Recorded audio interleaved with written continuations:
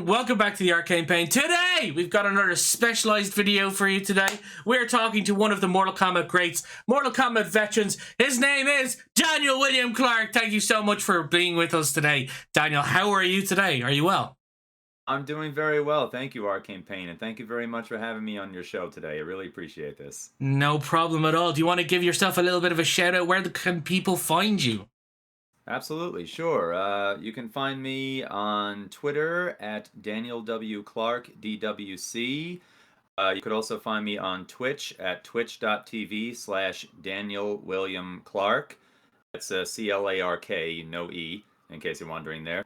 And yeah, you can hit me up there, chat all things MK with me, and I like to stream all kinds of Mortal Kombat games as well. I do all kinds of games and conversations like chatting and things like that, but more often than not, though, I do come back to good old faithful Mortal Kombat. And that's what we like to see. So you say no E. So let me just change your name here because I'm Irish. I'll admit it. I'm looking at the E's at the end of our Clarks that we have here, and it's just okay. You can kill me. Put the E's at the end. Oh, okay. Yes. I always thought CLARK was the Irish spelling and CLARKE was the English spelling there. It depends now because we had a teacher in my secondary school who spelled it CLARKE. So maybe that's just me. That's the only way I've kind of really ever seen it personally. But there you go. Okay, now we're fixed. Now we're fixed. Sorry about that.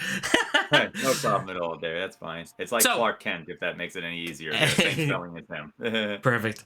So you're a Mortal Kombat vet. You, like myself, you've been playing it more or less since day one. We will start off with the history of Mortal Kombat. Everyone's kind of heard my history. If you'd like to hear it, that's no problem. Would you like me to answer the questions as well? What was that? Would you like me to answer said questions as well? Would you like to know how? For you? Yeah. Yeah, sure, no problem. No, because I'm sure everyone's heard my stories over and over again, but I don't mind repeating them anyway. So, first history question.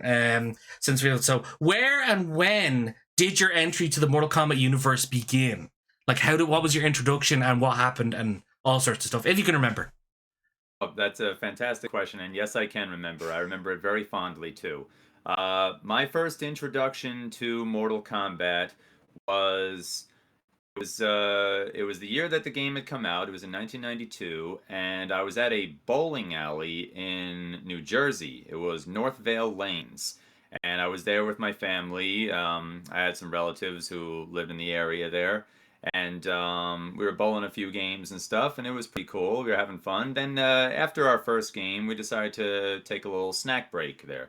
So I'm taking a walk around the alley, and I'm looking around, and I decided to go over and take a look at the arcade cabinets that I had noticed when I came in, and there were three of them there. There was a Neo Geo cabinet, which contained like 2 games in one, 4 games in one.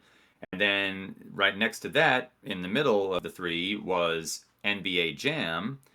And then right next to that was this other game that I had never seen before called Mortal Kombat.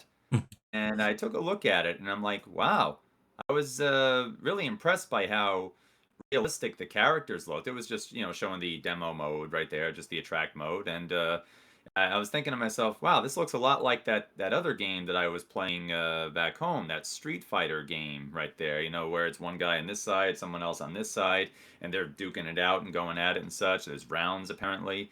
So I'm like, that's pretty impressive right there. So I was like, okay, pretty good. So, I had a few quarters on me. So I'm deciding what game to play. So I'm looking around at the three of them right there. And after giving a little bit of thought, I decide to take my 25 cents and pop it on into the machine that represents the game made by Midway Entertainment that will go on to have legendary status for years to come. I took my quarter and I put it right into NBA Jam. Alas, it was not on this day that I played Mortal Kombat for the first time, but I did actually get to see somebody play it, though, because somebody came over a little bit later on. I'm like, all right, good, now I get to see it in action. So this fella here, he puts his quarter in, and he picks this character who's on the furthest left. This is Mortal Kombat 1, furthest left of the character select screen, wearing a pair of sunglasses.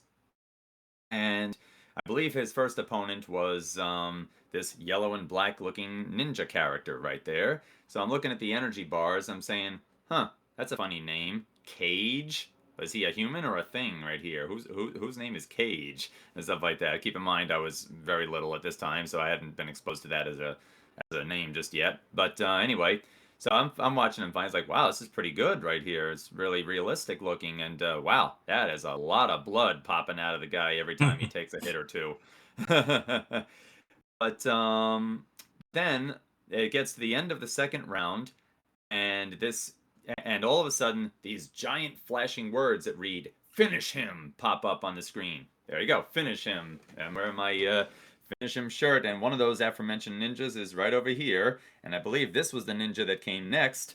But getting back to the story though, the words "finish him" pop up, and I'm like, and then in like a split second's time, I'm thinking, oh, that's cool. You actually get a free hit at the end. Well, that's pretty nice. A little way to end the round very nicely. Next thing I know, I see the guy. He makes this Cage character just like go up to the opponent, and the screen. I don't even remember if the screen darkened at this time. It might have been an earlier version of the game, but what I do remember was this Cage guy winding up and boom, just uppercutting that ninja's head clean off of his shoulders right there. I'm like, what the heck kind of a game is this right here? Holy cow, this is nuts. So he did this again a couple more times. Again against, I believe it was the other ninja here, and then it was against somebody who represents a faction represented by the type of hat I'm wearing, the Special Forces. So I'm like, oh my, he can even. There's even female characters in this game too that kick a lot of butt right here, and little did we realize that years later there'd be story developed between them, but that's a topic for later on. But yeah, he's doing this for a while. Then he gets to the then he gets to a point after the third fight where they're telling him to test his might. And like, you can break wooden boards in this too? Oh man, that is so cool. And he does. And then he gets to the fourth fight, and that's where that's as far as he got. The way his match ended was being uppercutted into a pit full of spikes right there. So my little self right there seeing all this, I'm like, okay, what in the world did I just watch right here? This is unlike anything I've ever seen before in a game. So like I said, that was not the first time that I had played the game, but I would get my chance to some months later. This was at a restaurant that I used to go to all the time in the City Island section of the Bronx, New York, called Tony's Pier. I used to go there all the time after school. My parents would bring me there. I'd do my homework. I'd have lunch. I would play the games and stuff like that. And this place always had, it was a seafood restaurant at its heart, but it always had all kinds of arcade games there. I played everything there from Street Fighter to Outrun to Operation Wolf to Ninja Turtles, Final Fight, Michael Jackson's Moonwalker, you name it, and stuff like that. They had all kinds of games there. And one day they got this Mortal Kombat game. Now, I will note that this was a common practice at the time, but it didn't come in the traditional Mortal Kombat cabinet. It was like in one of those generic looking cabinets with like, no real panels on the sides. The marquee was just like, some decorative theme with the name of the game inside of it right there. So I'm like, okay, but God bless you. But I am looking at it, and this is one thing I forgot to mention. I look at the title of it, and I'm like, huh, that's funny. They spelled combat wrong. How funny is that?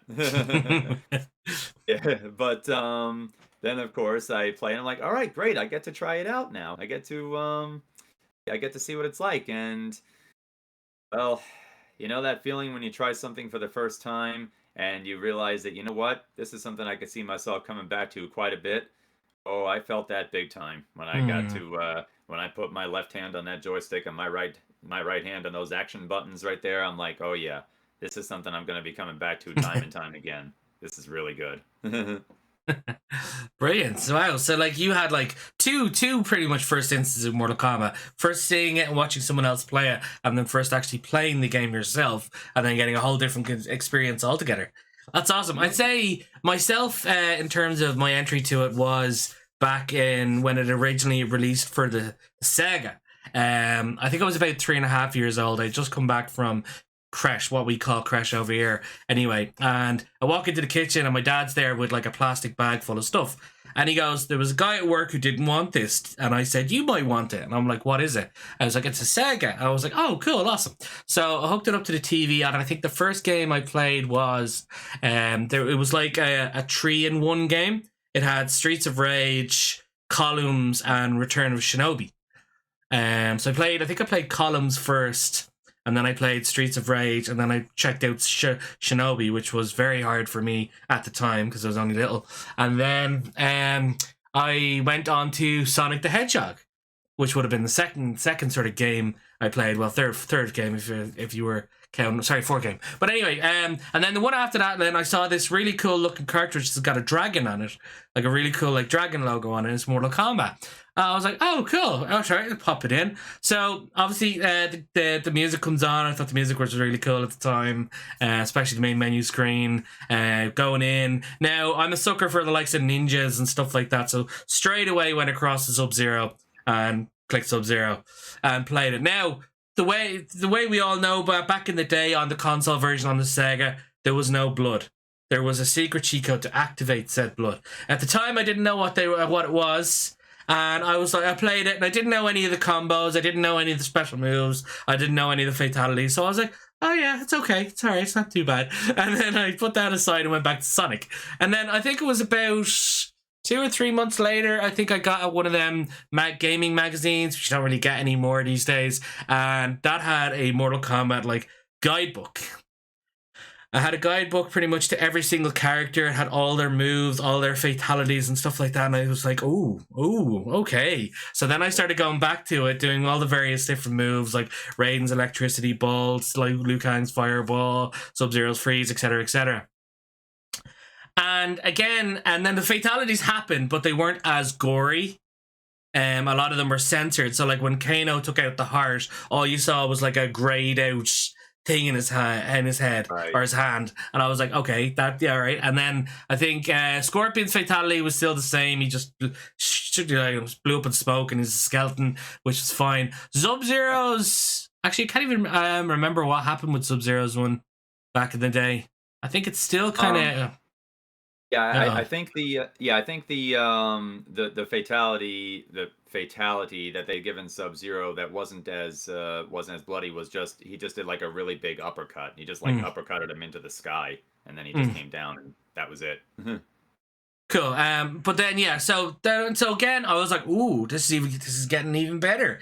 I was like, I'm liking this now. So I played with it like a good number of times, and then it was only literally the year after I went to a kind of a leisure camp, like a summer camp type thing, down in the leisure center in Arklow, which is a couple of miles away, and we were doing squash. We're playing squash, which is like a racquetball type thing, and I remember talking to the coach. And me and him were talking, and we were like, "Oh, Mortal Kombat! Yeah, I love Mortal Kombat." And he's like, "Have you done the blood code yet?" I'm like, "Sorry," and I was like, "Yeah, the blood code." And I was like, "What is it?" So we got it down. So A B A C A B B. Still remember it to this day. And I was like, put that in at the beginning when all the words start coming up on the grey background. I was like, okay. So I remember A B A C A B B, and then you heard Scorpion going, "Get over here!" And then it just said, "Now entering combat," and everything went red. I was like, holy shit. And then literally, as I would have been the arcade experience then after that, everyone, like, you uppercutted everyone, the blood was pouring out. You did Kano's fatality, the blood was dripping off the heart, and you could hear the thump and all that sort of stuff. I was like, that blew my mind.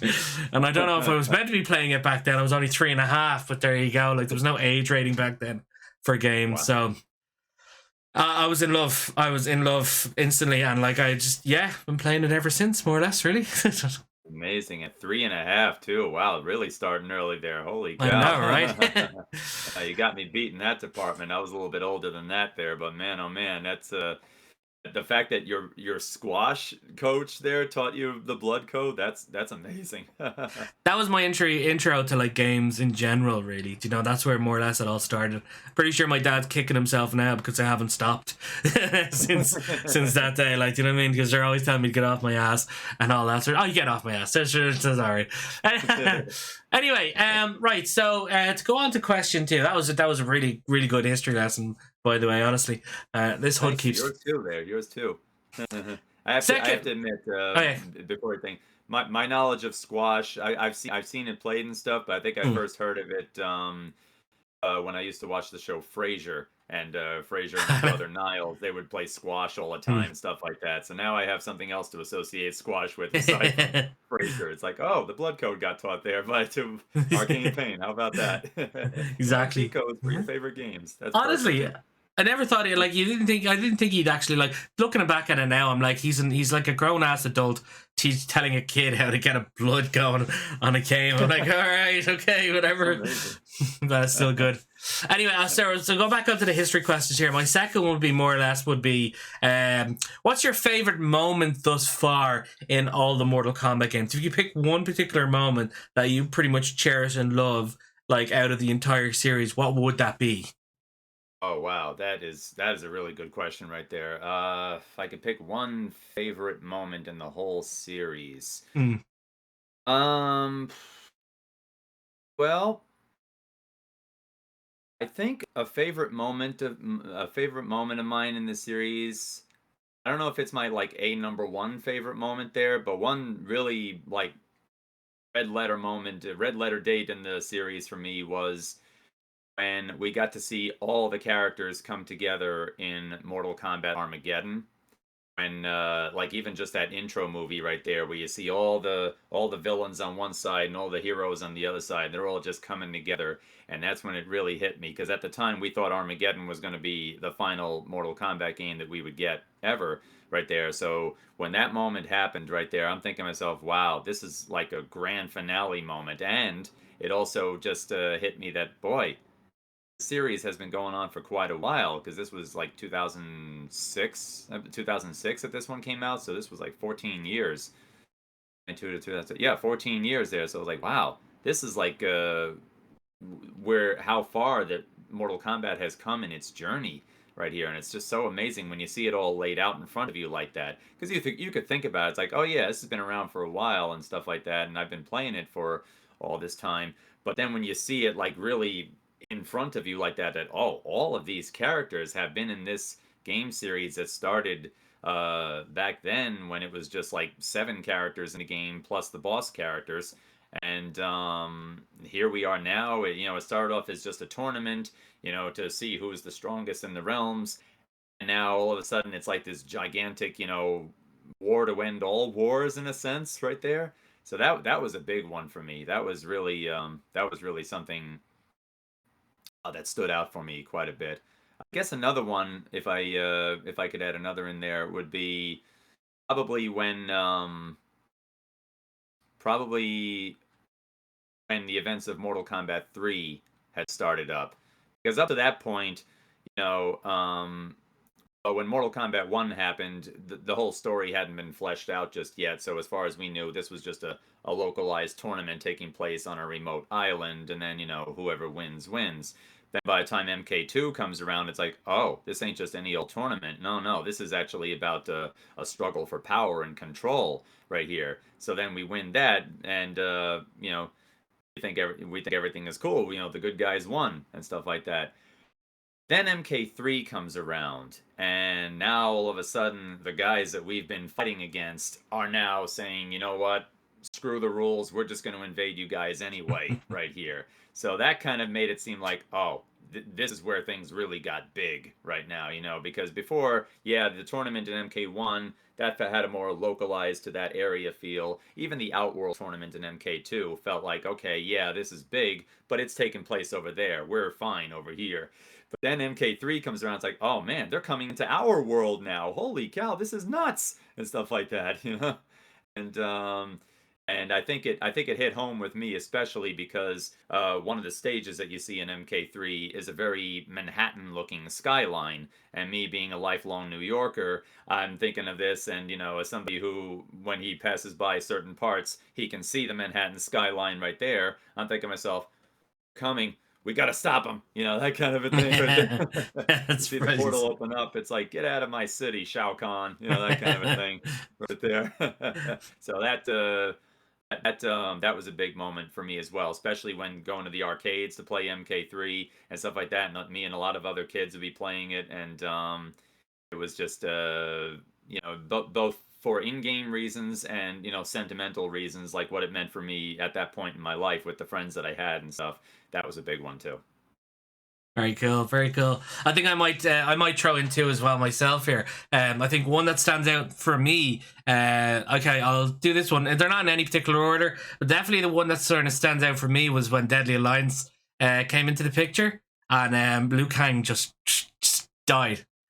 Yeah. That for me, because like I think Liu Kang was definitely my favorite since MK2. MK1 I was like, what the hell is he doing? He's doing a flip kick and then he uppercuts them. What was that? And then it was like Mortal Kombat 2 came along and then he just had the best fatality out of all. He morphed into a dragon and bit out the top part of the torso of the enemy. I was like, holy shit, that's amazing. And I just loved him ever since then. And then literally to plug in Deadly Alliance, to watch the intro, and next minute you see Quan Chi, Shang Tsung teaming up and then just totally breaking his neck. And I'm like, it was like total shock face. Like honestly, it was like you wouldn't even see it. It came out of nowhere. That was for me now was definitely the biggest like what the hell moment that I've had in these games so far. And then the next one I think is real short anyway. The next one would definitely be the Deception intro. The entire intro, really. Well, I suppose the best part actually would have been when Onaga was walking slowly towards them and they were all there doing their thing. I remember joking with my friend at the time because Shang Tsung and Quan Chi were there doing their powers to stop him. I was like, watch, you'll see Raiden get up now and join them. And then lo and behold, Raiden walks straight in. And I'm like, what? And then literally all three of them just go nuts at Onaga. And I'm like, holy shit, this guy must be so bad if Raiden's gonna team up with those two to take them down.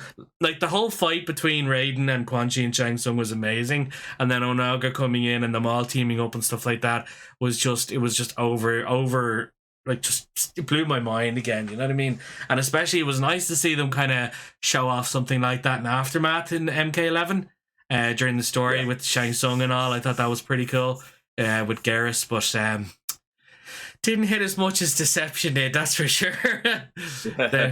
Those two would probably be my definite standout moments. From like the ones that kind of stand out in my head the most, you know? I mean, from me now, the entire series as a whole is just like something I've loved and I'm passionate about since the beginning. A few ups and downs, stuff like that, but those two would be the moments that would be cemented in my mind anyway. That's for sure. Oh yeah, yeah. Those are really good moments. I remember when it gets to the point where Quan Chi stuns Liu Kang and Shang Tsung moves in for the kill right there, and you hear Raiden narrating, "With Quan Chi's assistance, he achieved this goal." I'm like, really? And then, like, I was like, what? Like, where do we go from here? What's going to happen now? It's like, oh man. And then the Deception intro, yeah, that was amazing too. The enemy of my enemy is my friend, I guess, is what Raiden had thought to himself. So, all right, guys, I may not like you as far as I could throw you, but Onaga is bad news for everybody here. Definitely. And if I was to throw one more in here, you probably might agree with this as well. Mortal Kombat 9, when Sindel just came in and just killed everybody. Or when I say kill, like pretty much, yeah. Like honestly, like I mean, I remember that was another shocking scene for me. Do you know what I mean? I mean, I know Shao Kahn had given her Shang Tsung's power and stuff like that, and I just thought, okay, here she comes now to try and do stuff, but nothing's gonna happen. But then she ends up like she just rips Jade's stomach out of her, and she like smashes Jax in the neck with her boot and all. Like, what's going on? Like everyone's dying left, right, and center. It was crazy. I loved it. Yeah, that was a really bizarre moment too. She became like a super Sindel, pretty much. Absolutely. Okay. Anyway, I think we kind of really touched on that. There is more or less like any funny or shocking moments that you can think of was my next question. But then again, that would be kind of those moments really in general, wouldn't it be? Or do you have anything really that you can think of that you saw that was very funny or very shocking? Like it doesn't even have to be through the story. It could have been a glitch you saw or something like that. Do you know what I mean? Oh, okay. Well, funny moments, yeah, I got a couple of those for you there. The shocking moments, I definitely agree about the Liu Kang and the Onaga parts right there for sure. Um, I guess I can add one more shocking moment as well. In addition to Raiden and the Deadly Alliance having to team up to fight Onaga. In between the time when the events of Deadly Alliance began and when that happened, um, Earthrealm's warriors had been defeated when Shujinko was doing the narration in the opening of Deception. And he said that Raiden's Earthrealm champions had failed to stop the Deadly Alliance, and Raiden was kind of the last hope right there. And then so after after that intro completes, it's like, well, who's left? It's like I think we got Sub-Zero, maybe Kenshi, Scorpion might be out there somewhere. That's it. It's like until we find out, oh, okay, they brought Nightwolf back, they brought Ermac back, he's on the good side now, and stuff like that. Until then, it's like, well, who do we have left? Yeah. And yeah, and if there's one thing that I deduce from how intro of Deception goes with saying that well, we're down Liu Kang, and now the remaining Earthrealm warriors tried to go after not Onaga, the Deadly Alliance, and then stop their plans, which led to the whole Onaga part coming in. Then they fell in battle. See, I was personally hoping that maybe Kung Lao would become the new leader right there. Like when I completed Deadly Alliance as Kung Lao, and it showed him getting his revenge on Shang Tsung and really getting his licks in on him right there. I'm like, yeah, I could see this as being the canon ending right here. It would make the most sense. Mm. But then they flipped it around on us and they make it like, no, actually, him along with everybody else that was fighting for Earthrealm were all defeated and stuff like that. Looking at that, and then looking at the Sindel part in MK9, uh, if you recall, another aspect of that was that while Sindel was railroading all the Earthrealm fighters, Liu Kang and Raiden were off consulting with the Elder Gods, and so they weren't there to help them out. Mm. So the takeaway that I take away, the thing that I take away from those two is that, man, without Liu Kang, not all that powerful. That's kind of what I took away from it. They may be strong, but I don't know. Liu Kang seems to be the deciding factor for them right there, because that's twice now, different timelines, I guess you could say, but that's twice now that the Earthrealm fighters were put into a tense situation Mm. where they didn't have Liu Kang on their side, and the enemy ended up beating them right there. So Mm. like, holy cow, that's crazy. Yeah. Yeah. Well, he Well, is the that's what. chosen one. Yeah, well, there you go. He is the chosen one there, and for good reason. Funny moments? Yeah, I do have a couple of funny moments, I have to say. Some actually pertain to the game itself, and some were kind of like stuff that me and my friends had come up with regarding the game and things. Funny stuff in the game. Let's see. The friendships. Oh my gosh, I used to get such a kick out of the friendships right there. Yeah. I would have a lot of fun where like it was easier like when you're playing Mortal Kombat 2, there were some restrictions on doing friendships. Even MK3 as well. Like for MK2, if you want to do a friendship or a babality, another funny feature, you couldn't press either of the punch buttons. In MK3, you couldn't block. That's what it was there. You could punch and kick, but you can't block. Like, okay. But when I discovered doing the friendships, though, I used to have such fun with that, and I'd be playing like MK2, MK3 in the arcade there, and my friends would be looking over and watching, and they always wanted the fatalities. They always wanted you to do the bloody finishes, knock them into the pit, tear the head, rip the spine, etc., blow them up, whatever you gotta do. So every time Exactly. I would do the friendship, it would annoy them. So like, like okay, finish him. Da-da-da. Here's a birthday cake for you. Like that way, playing the katana. And then my friend's like, "No, don't do that. Come on." Rip his It's head like, off. yeah, yeah.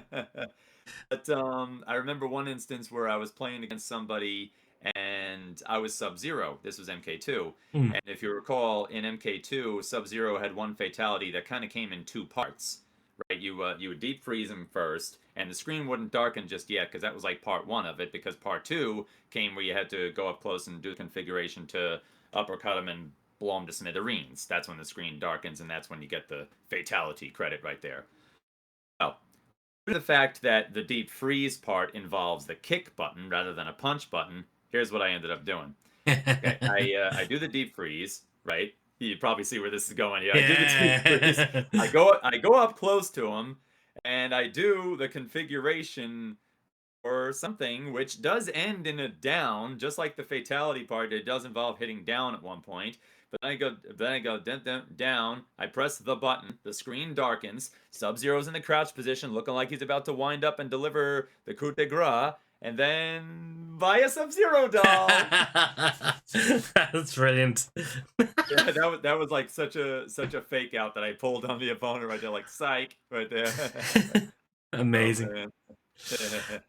And one other one came when the attract mode for MK1 was on, and me and my childhood best friend Brian McCabe, we were in the arcade. Well, this was in the restaurant that I mentioned, Tony's Pier, before, and it was me, him, and this other kid there, this other kid who we were just playing the game with and having fun, just chatting with and doing stuff like that.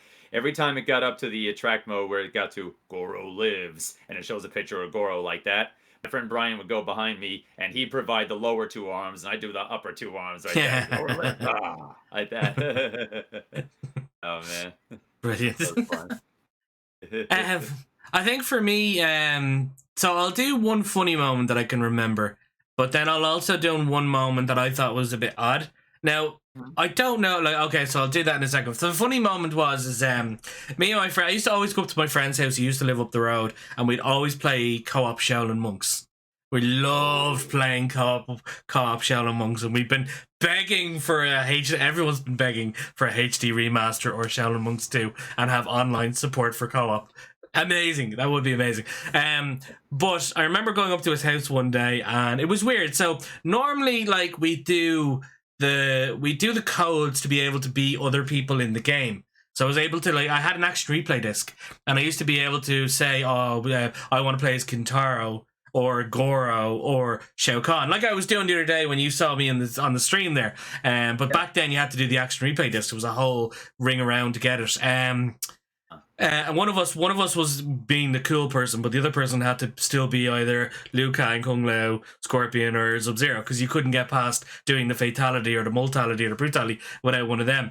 But it was weird. One day, I thought we put in the disc, but we were like, do you know what? I just want to play as Liu Kang, and he just wanted to play as Kung Lao. So I was like, grand, fine. So we did that. He picked Liu Kang, I picked Kung Lao.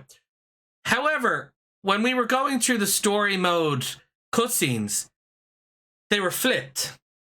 So as in, like, Liu Kang was saying, Liu Kang, behind you! And it was Kung Lao then going, Waya! What, doing Liu Kang's moves and stuff like that. And then even when Raiden was talking to, let's say, Kung Lao and says, I do not trust Liu Kang and stuff like that, it's like you're talking to Liu Kang right now.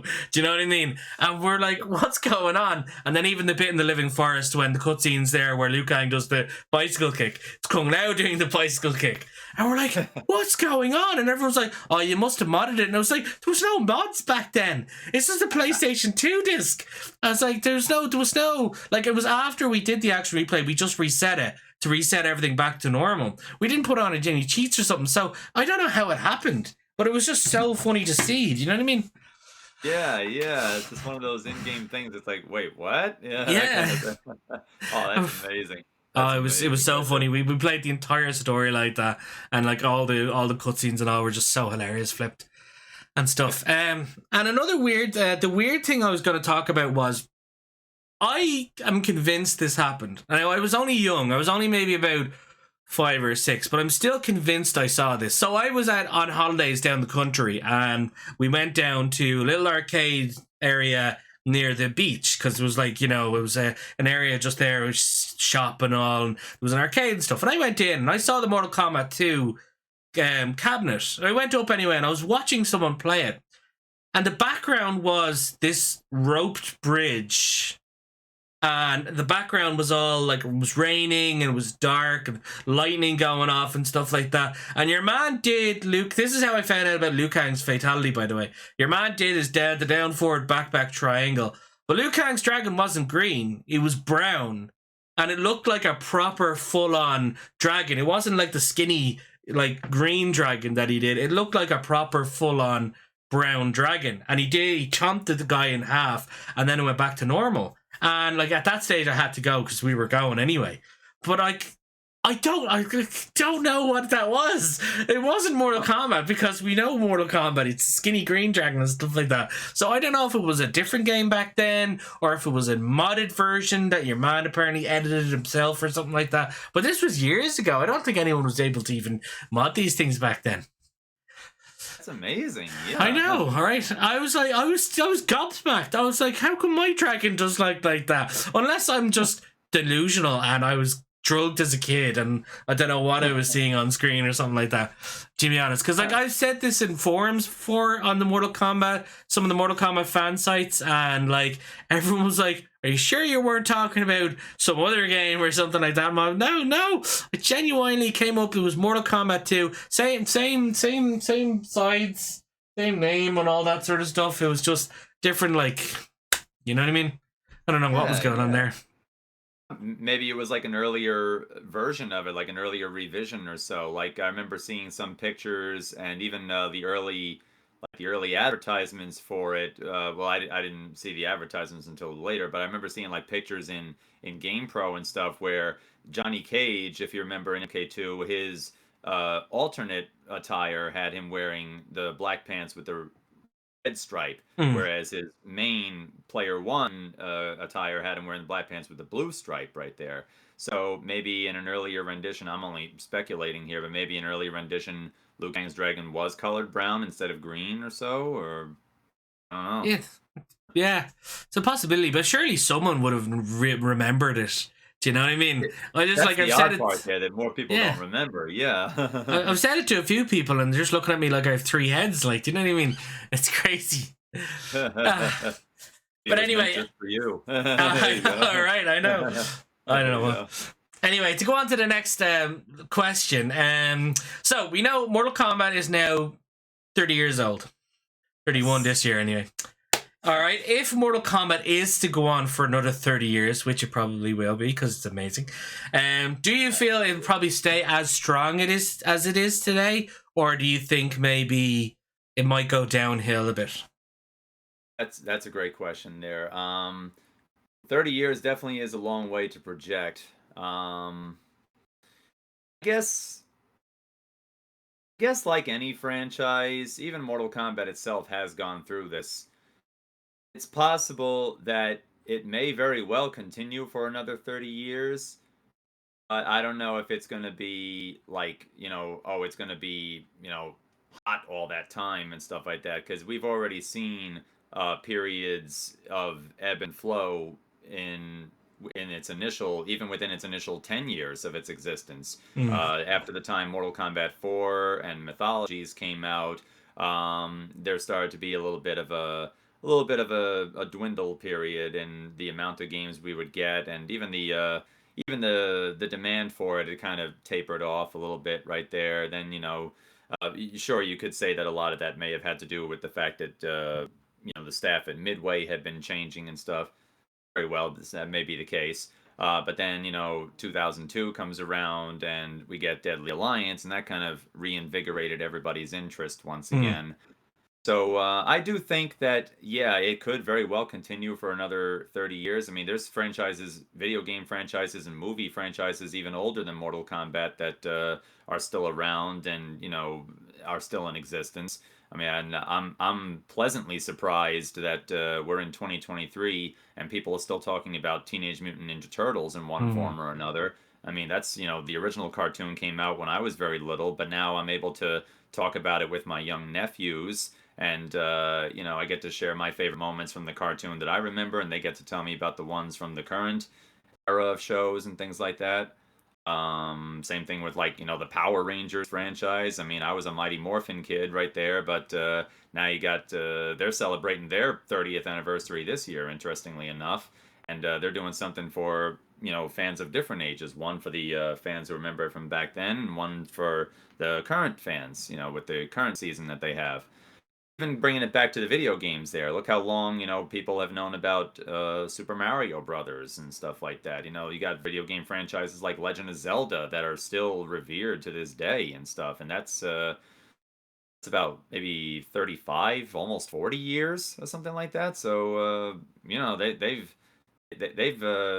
they've got the jump on that as far as okay, MK is at its 31st year at this point. They're closing in on 40 years there, so I do think it is possible that it will still be very popular. And of course, with our ever advancing technology and things, they can find more and more ways to innovate and introduce new elements to the series and things like that to keep it fresh. Bring back some other ones too that people liked and such. Um, to say like if it will still be made by the same people. I mean, first it started off with Midway, then it went to Warner Brothers, and NetherRealm Studios was formed and stuff like that. Will that still be the case? Well, who knows, right there. But the series itself, though, it's too good of a series to just let fold and be retired and stuff like that. So I do think that as long as video games still exist, so will Mortal Kombat. Mm. I'd say it'll probably get changed in like various different formats and stuff. Like the way you were saying there might be some deep dives. I mean, I know they they kind of went away from Mortal Kombat in terms of they wanted to try out their own sort of style of adventure games. That's where Mythologies came from, and that's where that game that we don't talk about comes from as well. Shit, Special Forces, in case you're wondering.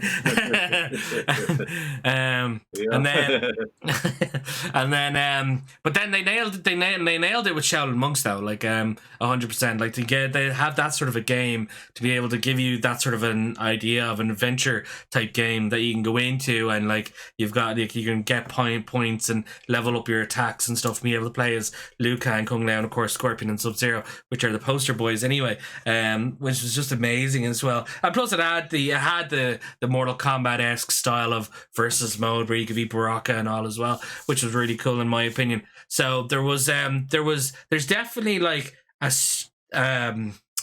what am I trying to say here? There's definitely a style there for adventure games. However, the fighting game aspect, like this year is a big year for fighting games. You've got Tekken 8 coming back out, which looks phenomenal. You've got Street Fighter 6, which looks phenomenal. And thanks to some Warner Brothers CEO talking about his finances, we know Mortal Kombat 12 is coming out this year. So Mortal Kombat 12, right now I feel MK12 has a little bit of a more of a thing to live up to with the likes of Street Fighter 6 and Tekken. But we'll save our Mortal Kombat 12 talk for later on in the show.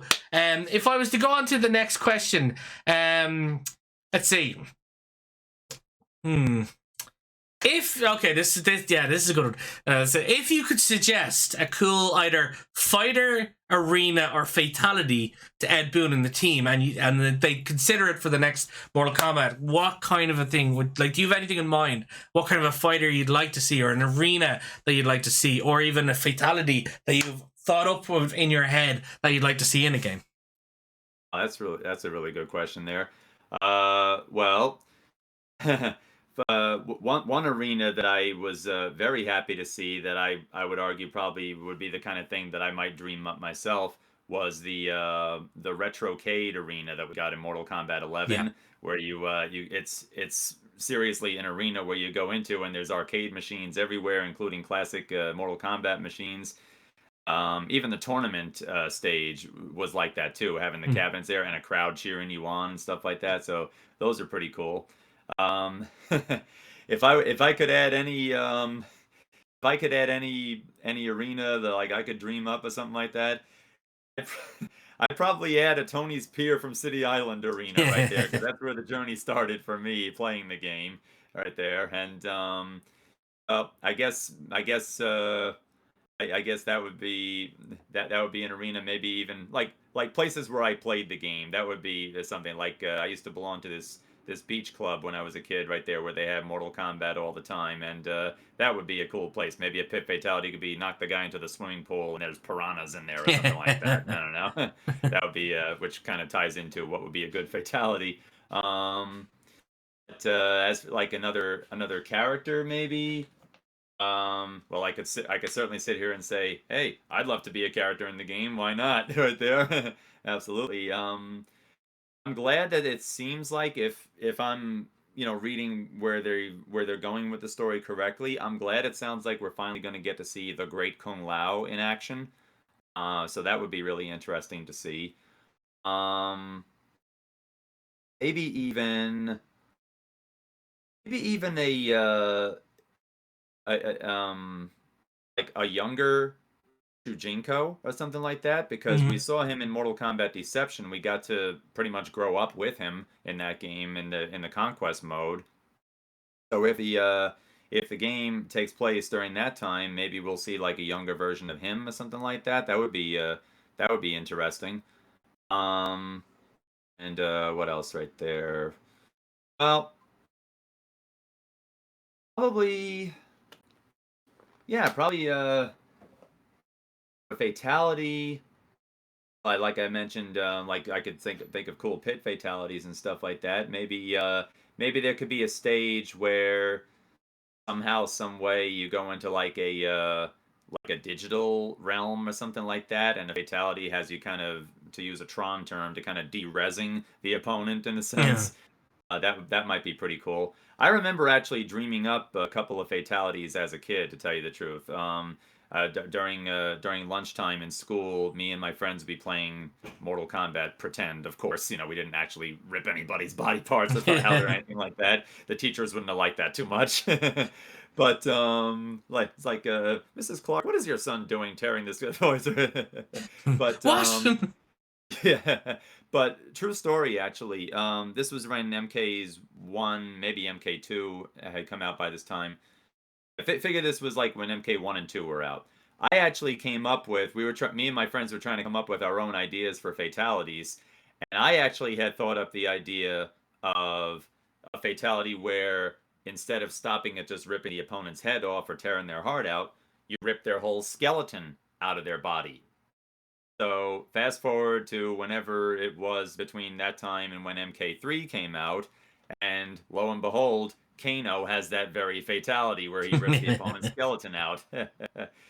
And there was another time when me and my friends were playing pretend Mortal Kombat, but we were kind of putting our own characters into it too, or even characters from other franchises. Like we did a Mortal Kombat versus Street Fighter. We did a Mortal Kombat versus X-Men or whatever we were into at the time. So I'm saying, all right, a cool fatality for Magneto would be, he would pick the opponent up in his with his magnetic rays there.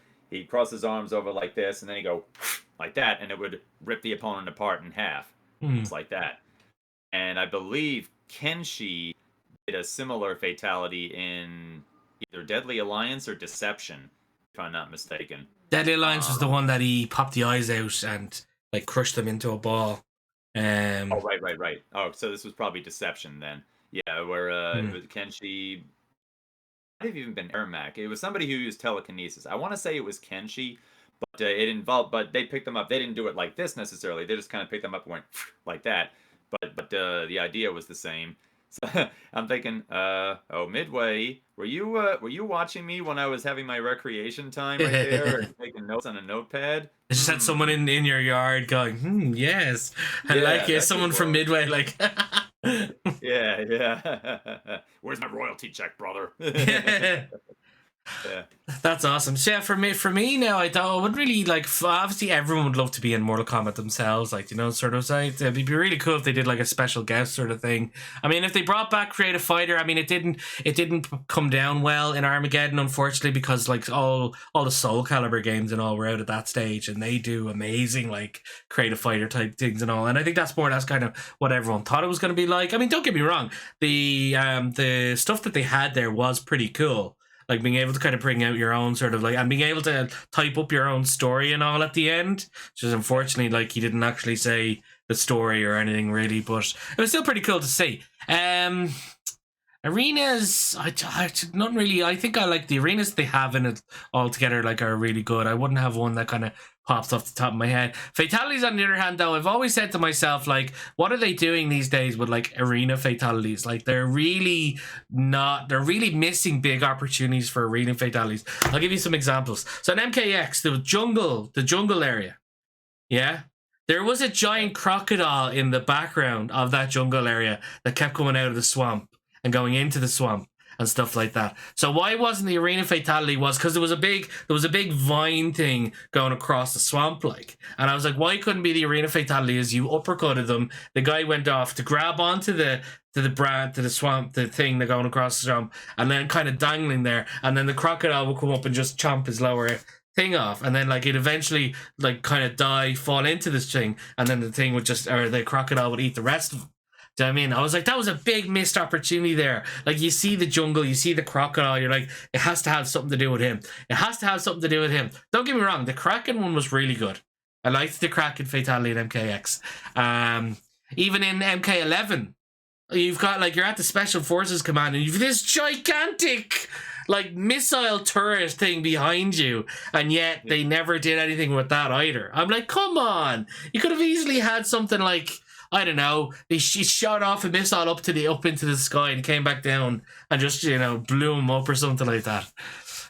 Yeah, kind of like in MKX. My favorite stage fatality in MKX was when you uppercut him and all the soldiers there all take their machine guns and assault rifles and blow the guy away. That was my favorite one there. But yeah, I'm surprised they didn't bring that back for MK11. That's a good observation actually. Yeah. And that, like, they could have even maybe expanded a bit on that one, because I know a lot of people weren't really kind of like, a lot of people didn't receive that one very well, where it's just like, oh, it's just a bunch of guys shooting them. I was like, well, if they wanted to maybe come into something different, maybe the portal that kept opening up behind them and the Tarkatans coming out, maybe that opened up and like you just knocked them through that, and then like he was just in front of a bunch of Tarkatans that proceeded to like rip him to pieces and stuff like that. I was like, that could have been another one, really.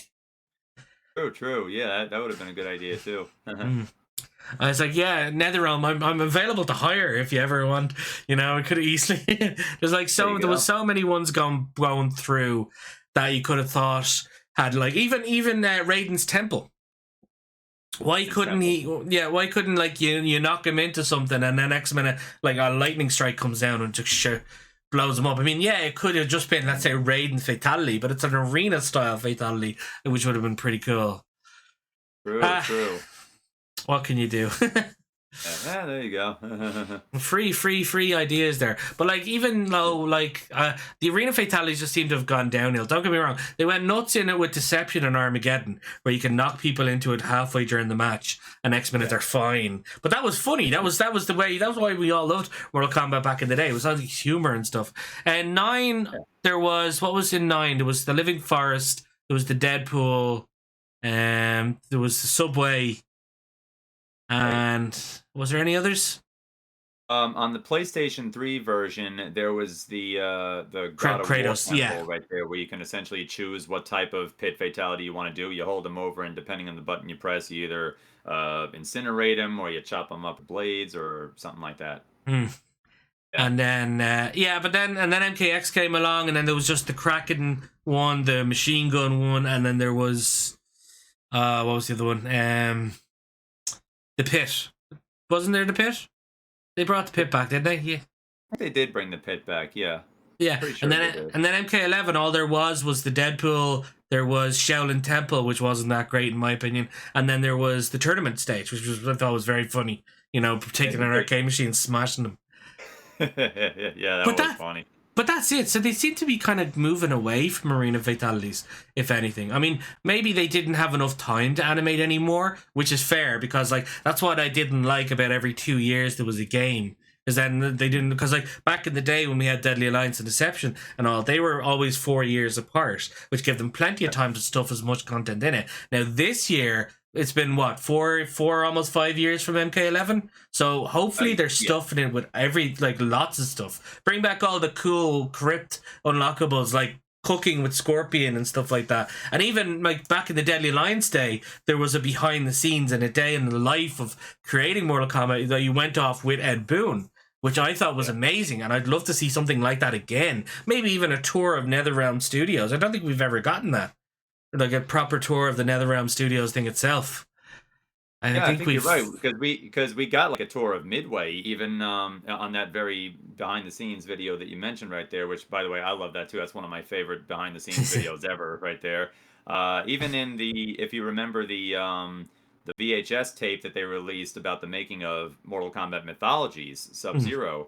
There's a part where John Tobias is taking you through, and he actually shows you how to get into the motion capture studio right there. And yeah, that was like a tour of it as well. I guess even the one for MK3 showed like Enter the Outworld or whatever it was called there.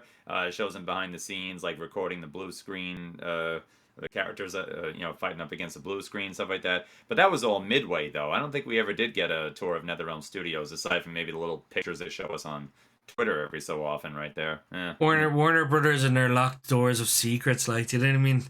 I mean, if the So team yeah, that could if the be. team want to do it, what's the harm? You know what I mean? Yeah, yeah. Have a little fun with it there.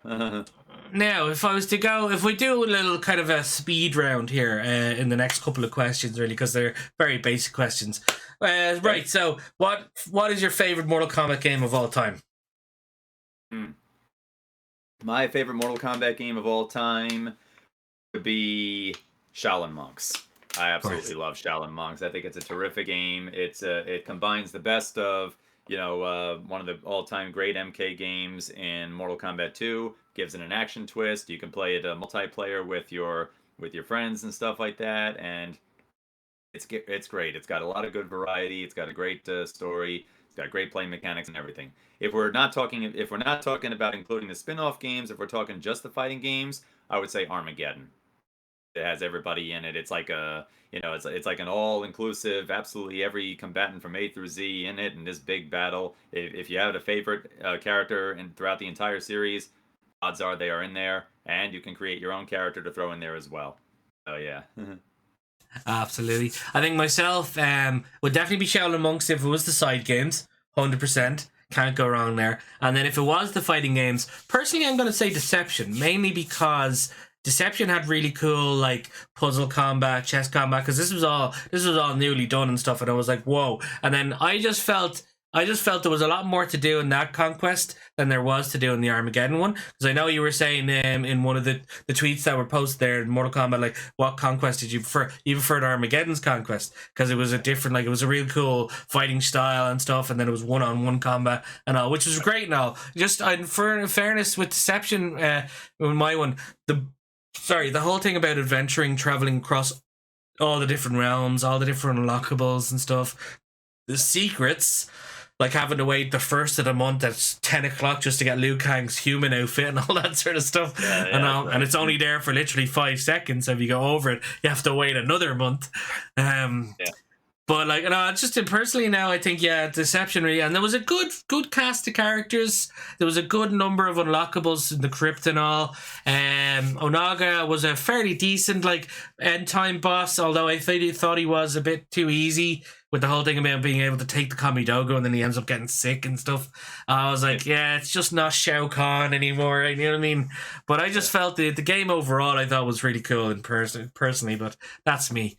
Right. So if I was going That to the is next great. one, I love it. yeah, exactly. So Uh-huh. what's your least favorite game?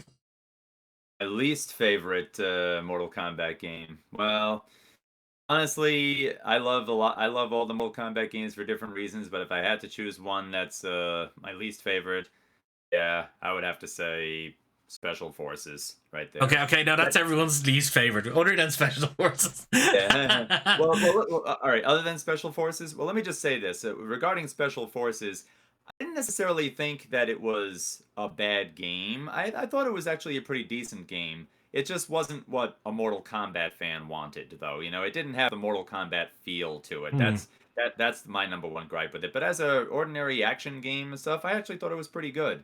But in terms of like you see mythologies and then you see that one and stuff like that where it's like, okay, this one has we could say things about mythologies too, but that one I felt had more of an MK feel. This one just seems like you could easily swap Jax out with generic military guy number two and it'd be the same kind of a thing.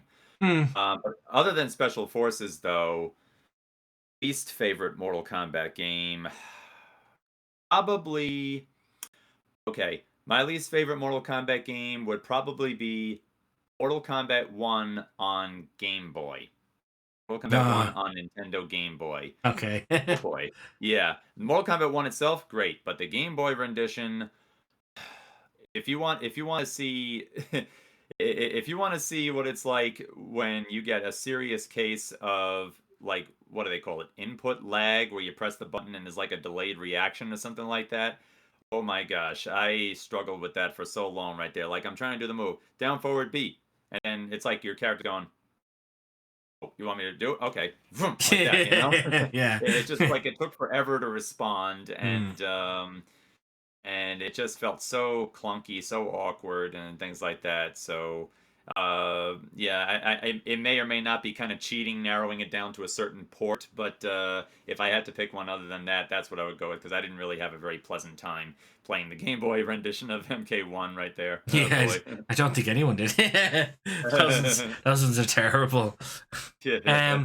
Which was weird. Like, I think they gave the tournament edition of Deadly Alliance a high score on IGN, but then again, IGN gives everything weird scores. So, you know, Yeah, yeah. personally myself now, it's a hard question because I do kind of hold. I say I haven't really played a lot of the like the Game Boy ones or the advanced ones. I kind of mainly stuck to the main consoles, really playing them and all. Obviously, Special Forces would be mine. Although I never actually really properly played it, if that makes any sense. I tried it for literally the first level, and I'm like, this isn't Mortal Kombat. Like you said, you know, a lot of people, like a Mortal Kombat fan, wouldn't like it, which is exactly what I mean. I never really played it as an action game. Do you know what I mean? I just kind of saw it by saying, this isn't fighting, this is shooting. It's like Jax doesn't shoot, but then he does, really, you know, in a way.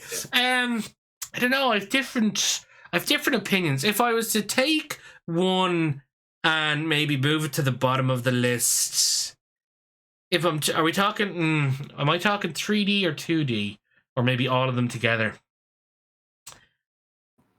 Oh, it's hard. I think no, I don't know. I can't really pick, to be honest. If I was to pick one that I wouldn't really play as much, would probably be one. Don't get me one. One was iconic and massive back in the day, but as far as it's come, everything is kind of like trumped it. You know what I mean? I'd play MK2 forever if I could, you know. Well, that's for I'd choose one of the other ones, but MK2 I'd play a hell of a lot more than I'd play number one. Number one only really had the 7 characters, one fatality. What was it, about maybe 8 or 9 arenas and stuff like that, and the rest of them kind of ballooned out from that stage. It's only because I haven't played the Game Boy ones or something like that. I'd probably choose them in the heartbeat if I actually played them myself. But I just kind of want to go from the ones that I've played, and I'd probably say one. I know everyone's gonna hate me for saying one, but there you go. No, that's fine. That's fine. Hmm. Look at it like, is it if you could take all but one of the games with you, like on a trip or something, which would you leave behind to yeah, watch the house? You know what I mean? That kind of thing. exactly. Yeah, yeah. Which could you leave behind there on its shelf? Yeah. So the next two questions, again, real kind of fast shootout ones there. What's your favorite character of all time? My favorite character of all time would have to be Sub-Zero. Sub-Zero.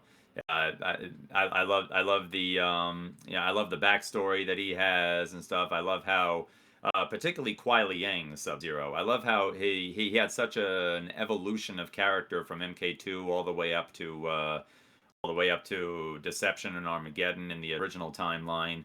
And even in the NetherRealm Studios timeline, he got his own very interesting story where, you know, he starts off as just a member of the Lin Kuei, same as his brother Bihan, and he's trying to investigate what happened to his brother, and he goes from there to you know, fighting, becoming less of a, yeah, I'm just a mercenary for the Lin Kuei. I do what I'm told. I'm just looking for my brother, to actually joining in the fight for Earthrealm, to defend Earthrealm and stuff. You know, he joins the greater conflict at large, and then at one point he actually reforms the Lin Kuei from being a band of, you know, ruthless mercenaries who only answer to the highest bidder to a real force for good, a real good guy faction right there.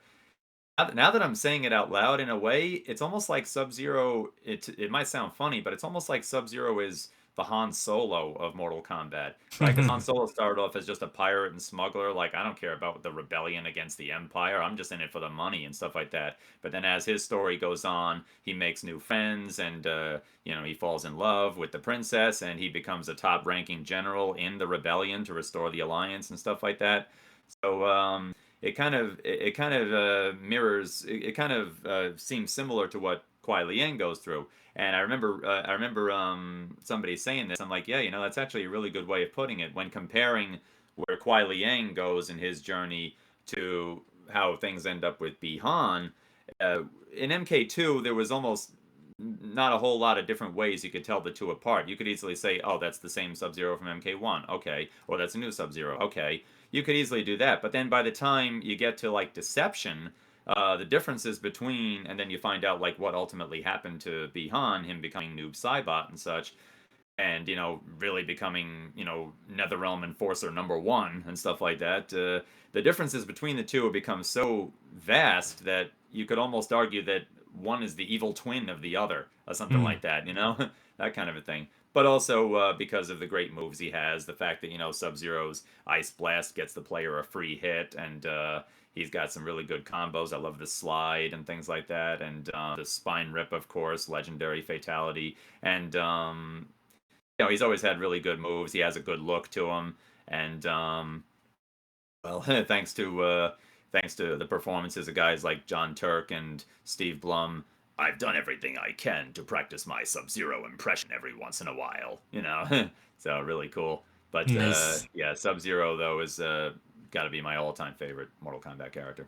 Awesome, awesome. Yeah, me, Shang Tsung. I'm sorry, I have to go down the villain road. Have to take Shang Okay. Tsung. It's just from seeing him the likes of from so in MK1, I just thought, oh, here's another villain type guy to come along, and then to be able to play him in MK2, seeing being able to transform into all the other different characters, to be able to like take souls and stuff like that and all, I thought was just mind-boggling. Then to see obviously Kerry Tagawa's performance in Mortal Kombat 1 as Shang Tsung blew my mind. I thought he was the perfect role, amazing for it, and all that sort of stuff. And then fast forward, obviously, all the way to MK11, him coming back to play as Shang Tsung and stuff like that. I just, again, everyone would see. Not many people know this, but for the animations that I was doing at the moment, the Mortal Kombat Conquest animations, Kerry Tagawa had agreed to voice my Shang Tsung in the animations, which I thought was amazing, and I couldn't wait to get him to. But unfortunately, at the time of me doing the scene, I didn't really get a response from him, and now I kind of understand why. Because they had brought him back to do Shang Tsung's voice in MK11, so I'd imagine he was under contract and he was under like specific things saying you can't do this or do that or do the other. So I was like, Mhm. okay, that's 100% fair enough. And I'd imagine he was busy doing his voices and all that sort of stuff. Plus, he got paid for that. Mine was just for fun. Yeah. Oh, that's uh, amazing though that you actually got that far with him though, that you contacted him about doing it and he sounded like he was on board. That's actually really cool. Way to Yeah, go. it started out with me just tweeting him saying, "Oh, I'm doing a really cool animation." I was like, "Would you like to voice them?" And he was like, "Let me know what kind of feedback you're getting from everyone, and I'll think about it." And then I think a lot of people liked that post, and a lot of people were saying, "Do it," and all that sort of stuff. And then I think I tweeted at him saying, "Hey, Carrie, we're everything's all a go now for this and stuff like that. Are you still in?" And then he basically just responded to me saying, "I'm in," with a bunch of quotation marks. And I saved. I think I still have it on like some saved somewhere on the computer or something like that, because that was just Wow. crazy to me. So like it's like I'll never wash this hand again type thing. Yeah, It's like I'm right. never going to get that deleted or something. But Yeah. yeah. But then and there was actually a few people that said they would love to voice it. Like Daniel Pacini said he'd love to voice it. There was an actress who played Katana. Victoria. She played Mortal Kombat in a YouTube video. Damn, what was it called? Fate's Beginning, I think it's called. Oh. Daniel was also in that as well. So she played Katana. So I asked her, would she mind voicing Katana for me? And like a lot of them said, yeah, but unfortunately, the celebrity life, they weren't really available from when it came to it. So, which is completely understandable. I just asked a few other friends to fill the holes for that thing. Anyway, that's more or less why I think it took me so long to get the animations, because I was kind of hoping this would be so cool if they would voice in the animation and stuff like that. So I said I'll wait and Right. see if I can get their voices. But after a while, I was just like, no, it doesn't look like that's going to happen. So I just ended up filling the roles elsewhere. Ah, Understandable there. Well, also Shang Tsung, he wields magic and stuff, and you Arcane Pain, you're all about the magic and stuff like that too. So yeah, it makes perfect sense right there. Excellent. Really cool. exactly. And I So would, yeah. yeah, and I'd love to take souls to live forever. There you go. and obviously the rebound to that question is, what's your least favorite character? My least favorite character. Yeah, my least favorite character probably Devora. Really? Yeah. Devora.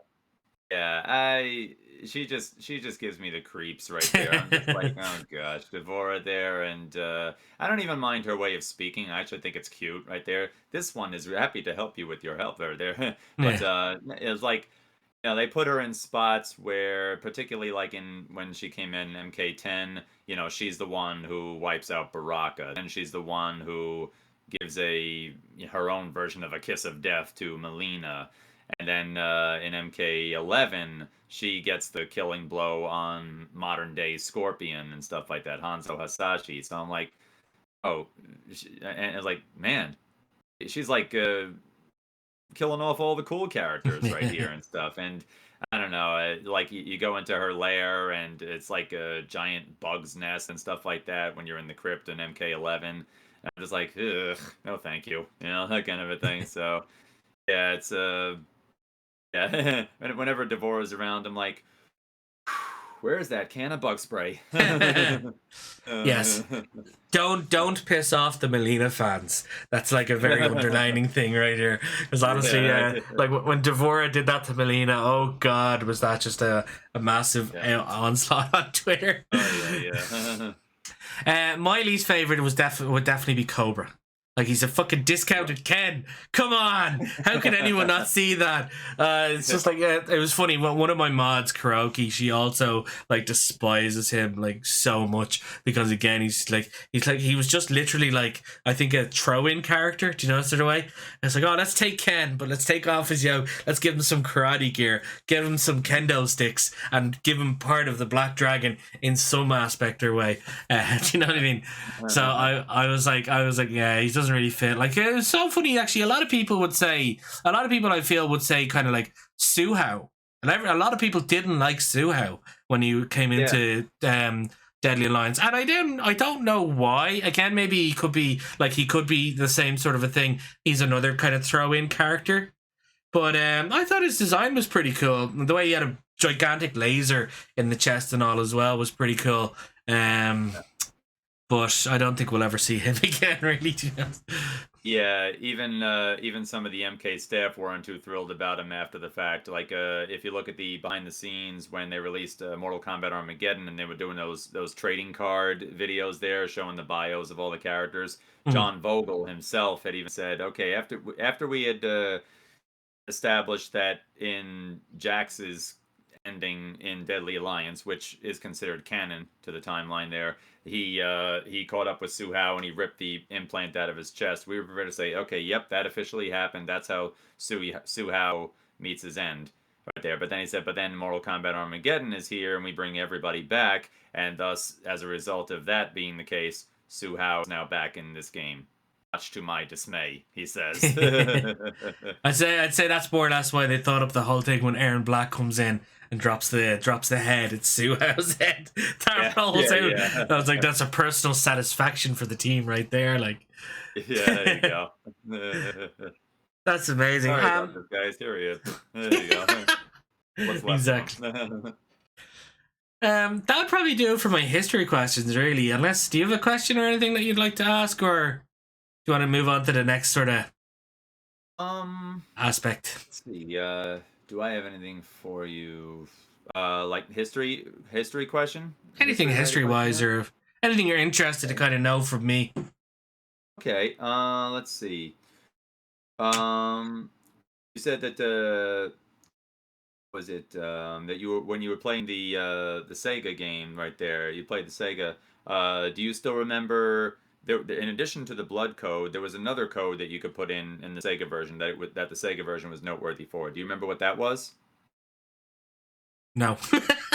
Oh, okay. Wait, wait, hang on. Was this to actually get the cheat menu in the options screen that allows you to? Oh yeah. Oh no, I think you have to do it on the second controller. I don't think you were able to do it on the first controller. If my memory serves me right, or maybe you can. Maybe I'm thinking of a different thing. That might have been in a different game, because I'm pretty sure you were able to do it on the first controller. Right. I do believe you could do it on the first controller there. But yeah, you're correct though. It was on the game start and options screen right there. I remember there was. Go on. It was down, up, left, A, right, down, and it would bring up cheat enabled right there. Ah. Is that you do that at the same screen or? You don't do that at the code screen where you enter the blood code. You do that Hmm. after that one. Ah, If okay. you enter the blood code, you don't really need to enter the cheated the dullard code as they call it, DULLARD. You don't have to enter that because the blood will already be activated. But that gives you other options like where do you want to have the first arena be? You could have it be at the courtyard, or you could start at, let's say, the pit if you want Hmm. to, or you could go straight to the test your might if you want to do that. Maybe switch on some of the options where you only have to hit the enemy once in order to beat him and stuff like that, or get a Uh, reptile hint before every round and stuff like that. I still feel the best cheat code, in my opinion, was always like the likes from Trilogy or MK4, where it's just one button fatalities. Oh yeah, that was beautiful. That was beautiful right there. I was That like, yeah, I especially don't came gotta in press handy. anything. Boom. Yeah, right.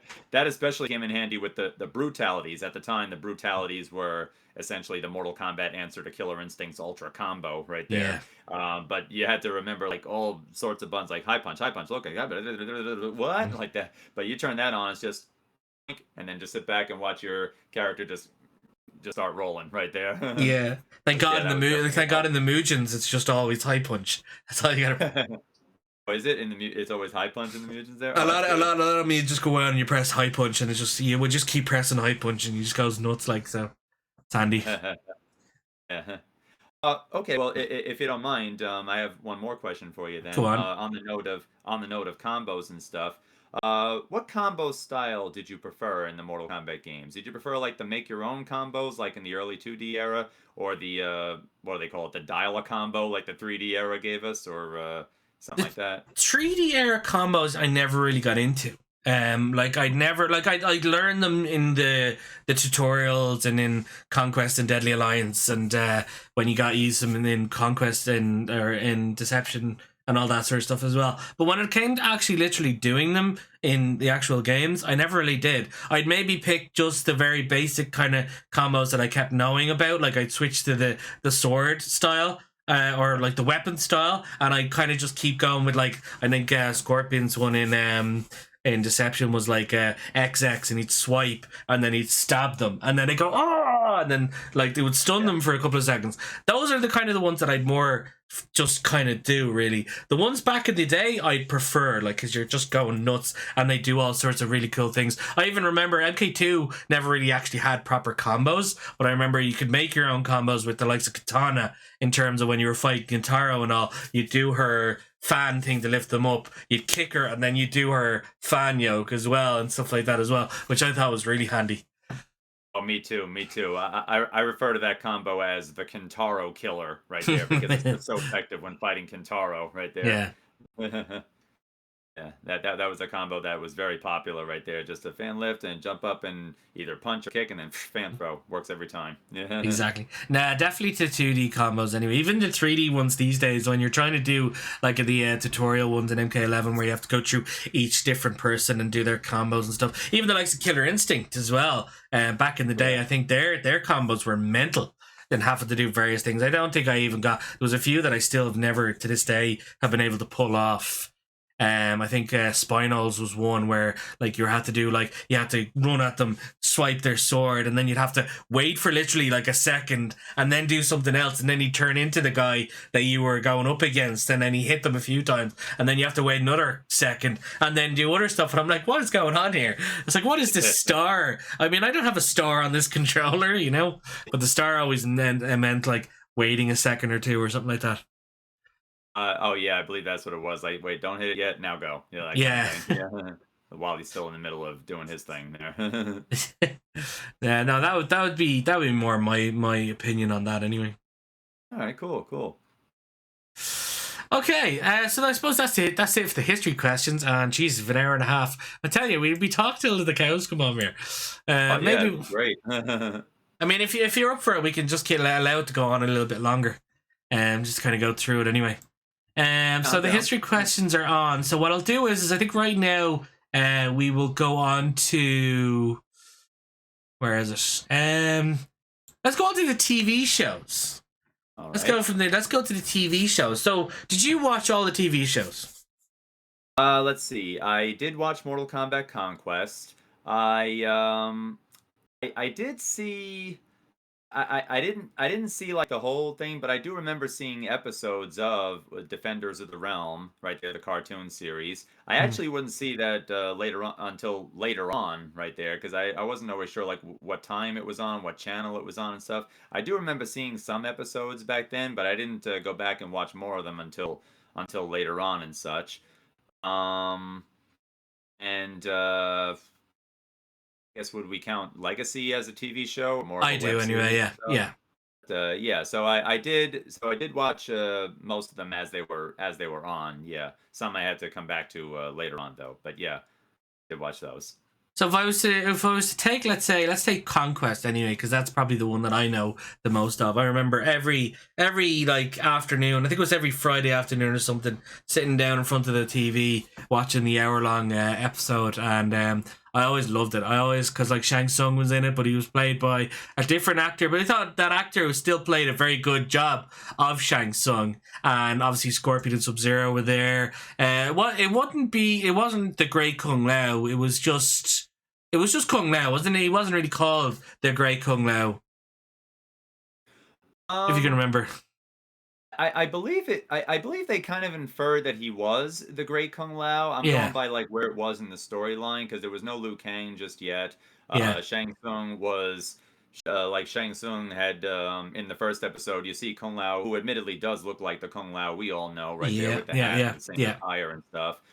Um, but Shao Kahn is there. Shao Kahn was always there. We just didn't see him in MK1 and stuff Mm, like that. But Shang Tsung is his champion and stuff, and then Kung Lao rises up and he defeats Shang Tsung, and that kind of sets the tone for where the series is going. mm. I guess it could be easy to think that he's the modern Kung Lao because we see a lot of the other classic MK characters in it, like Scorpion and Sub Zero and such. Yeah. Um, of course, Raiden is always there and stuff like that. But yeah, it followed him primarily, and I think if I remember correctly, that might have been the only time in the series in the first episode where he wore the traditional Kung Lao Yeah. combat He, attire. did, The he rest of the didn't time, he he was didn't wearing wear that that. long shirt. Right, Exactly, right, yeah. just wearing that long monk shirt there. Yeah, it's a shame. Like, don't get me wrong. I like the way the show kind of took it and went it in its own direction. I Yeah, do kind of prefer to have seen the Grey Kung Lao get defeated by Goro, and then all that sort of stuff would have happened. However, I do like the way that, like, at the end, like the spoilers, by the way, but this is years old, so this is your problem if you haven't seen it. But like, yeah, the bad guys win, and at the end, Raiden's there at Shao Kahn, and he's just there saying, dead and dead. And also, I only realized this recently, let's say in about the last 5 years or something. Raiden and Shao Kahn are paid by the exact same person. yes, they are.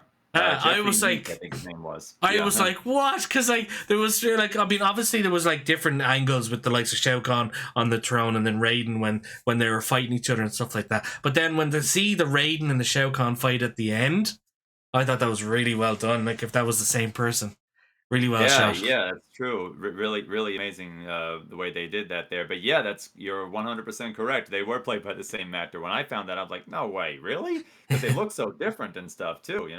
You see him as Raiden, he looks one way. He's got the long hair and everything. You see his face. You see him as Shao Kahn, and yeah, sure, he's wearing the mask most of the time. But it's like, really? Wow, amazing.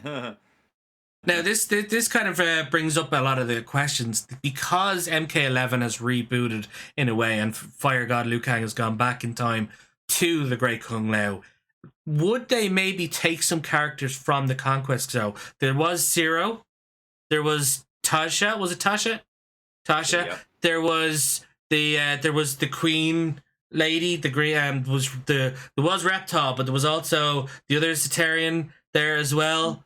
Um, there was a load of different characters that you've never seen except for Right. inside that Conquest show, which could be something that might crop up maybe if they are planning on rebooting it and going back in time to the Great Kung Lao. Maybe those fighters might appear, or maybe they might be like name drops hinted. Maybe they're not. Maybe they're not as friends as they were with the Great Kung Lao back then. But it could be if the Fire God Liu Kang and Great Kung Lao do go to the Mortal Kombat tournament, and then there's like a fighter there called Zero and another fighter called Tasha and stuff like that. That'd be a really cool callback to that, if in my opinion. Yeah, little nods to the show there. So Well, if history is any guide, we've seen the games take hints from the other Mortal Kombat media before, like with Mm, the original movies and such, right? Up until the movie came out, Kano was believed to just talk like any other, like any with an American accent for the most part, or something like that. They didn't know about him being Australian, but then we yeah, get Trevor Goddard's performance, the late great Trevor Goddard, and he plays him Australian. And from that point on, that's how everybody understands Kano right there. And then they started incorporating that into the games.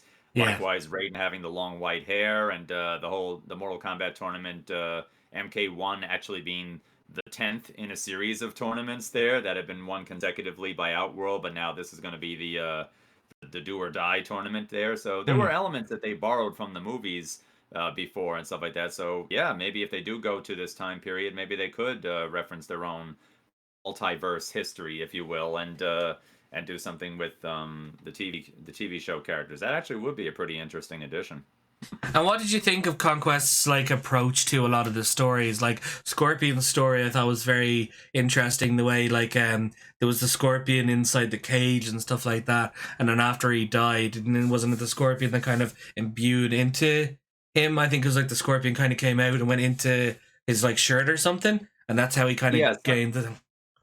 yeah, something like that. Hmm, Something like that. I guess they were trying to. I guess at that point in the series, I'm not sure if like the stories in the games had been fleshed out to the degree that we now know them to be and such. So they were true, probably trying to come up with their own origin story and stuff true, for each of the yeah. characters and how they came to be the characters that we know them to be and such. But yeah, they did take a few. I'm sure they did take a few liberties here and there. Like even Noob Saibot was just conjured up by those two ladies. Their names are escaping me. One of them was Anka, and the other one was Oh yeah. Oh god, I can't even remember either. yeah, There's yeah. But I those can two you, I can ladies you can anyway. picture them though. You can Yeah. picture them. Yeah, like they just say oh don't worry, we've got an answer for that. Meet Noob Saibot. It's like oh okay, Noob Saibot's in pretty good company. I'll give them that. They're pretty cool. But they did take a few add a few of their own ingredients and stuff like that, and I'm fine with it. I was all right with it there, and if anything, it kind of helped fill in the gaps, like I said, of what we may not have known at the time or what hadn't been established at the time. Hmm. Um, but yeah, I thought it worked for what it was. I remember them actually bringing up. I think there was a character in the show named Takeda, and before MK10 came along, before MKX came along, Takeda had recently been a character that I remember in the instruction manual of Mortal Kombat Mythologies, they mentioned Takeda as being the founder of Scorpion's Ninja Clan, and uh, he created the Shirai Ryu and such like that. And then here in the show we have a Takeda, and like he's in it for a little while, and then I forget the like where I'm going with it is they kind of change up the story there where he's in the show and he's young adult I'd say, and like before the end of the episode is over he's out of the picture. In the mythologies manual they say that he was the founder, but he didn't die until his elder years or something like that, not during battle, but died of old age or something like Hmm. that. So that was a change right there. Even Sub Zero, like to show how Sub Zero Bihan as came to be himself. And talking about going off the idea that this may indeed be the Great Kung Lao. It's like, well, if the Great Kung Lao, if that's him and his time was well before Liu Kang's, and our understanding is that the grand champion of Mortal Kombat doesn't age. He stays immortal so that he can Yeah. continue to represent Earth in the tournaments and such. But if we're to follow this in terms of okay, well yeah, that's the case, but then that ultimately, whether they cover this or not, this is before the time that Liu Kang uh, gets his go. If that's the case, and these, let's call them legacy characters, their popular characters are in it too, how old are they? Right? How Hmm. old is Bihan right here during the events of this? I mean, figure by the time MK1's events happens, Scorpion Sub Zero maybe early 30s or so. Like, Yeah. what are they like? 10 right here. Jeez. Oh my Yeah, because gosh, are they the immortal Link too? is Man, oh man. based in Earthrealm anyway, so like Sub-Zero is Yeah. technically mortal, but he's just he's like a, what do they call it? Like a more sort of advanced mortal, if that makes any Something sense. like that. Yeah, Yeah. yeah. But no, that yeah, that's it. And plus Quan Chi's in it, and Shang Tsung's in it, and everyone else and all as well. And we find out even Yeah. Shang Tsung's origins was pretty cool. I thought he was taught by this master, which he ended up leaving and then going to Shao Kahn, and then Shao Kahn showing him the dark arts of being able to take souls and stuff like that and all as well, which I thought was very cool. Which I kind of incorporated a lot into in the animation I did with Shao Kahn and Shang Tsung, kind of showing him there how to take souls, like but with more of a style to it and stuff like that. I just kind of played with that a bit around as well, which was really cool. But yeah, overall I think the show was really good. But what do you think of the ending? Like the way like evil had won and Raiden is pretty much like beaten down, and then I think it shows him invading Earth and all that sort of stuff. But surely, maybe if they were to do a season 2, how do you think they would have rectified all that? Because technically, they didn't win Mortal Kombat. Shao Kahn again broke the rules, invaded Earth. So do you think maybe if season 2 had started, do you think the Elder Gods would have came down and like taken Shao Kahn away and like just put everything back to normal, and everyone who died was just alive again or something like that? Do you know what I mean? Yeah, that's a case I've been trying to solve for a long time since I saw that episode, because the way it leaves off is just so weird. I mean, not only do all the heroes get wiped out, but even the villains too. Even Shang Tsung and Quan Chi, they get beaten and stuff. Like you see Shao Kahn going through it. A sorcerer dead, a champion dead, a thief dead. You know, a ranger or whatever dead, and stuff like that. So like, where do you go from here? I mean, the way it leaves off, it's like it doesn't even really leave room for Liu Kang to come into the picture. It's like it just Mm. seems so final. I've heard speculation that if there was going to be another season, that maybe it would be revealed in the first episode of that season that this was all just a really, really bad vision that Raiden had, or Oh something like gosh. that. Right. Yeah, I mean that. I mean, it kind of seems like oh boy, that's an easy way out. But yeah, I guess you could. But yeah, I guess knowing what we know, like how after we had seen how Mortal Kombat 9's story went with the Elder Gods finally getting off of their celestial butts and getting involved and stopping Shao Kahn from breaking the rules any further than he already has right Mm. there. Maybe the Elder Gods would have, come down and done something about it. Maybe they would have pulled a Chronica, so to say, and reversed time.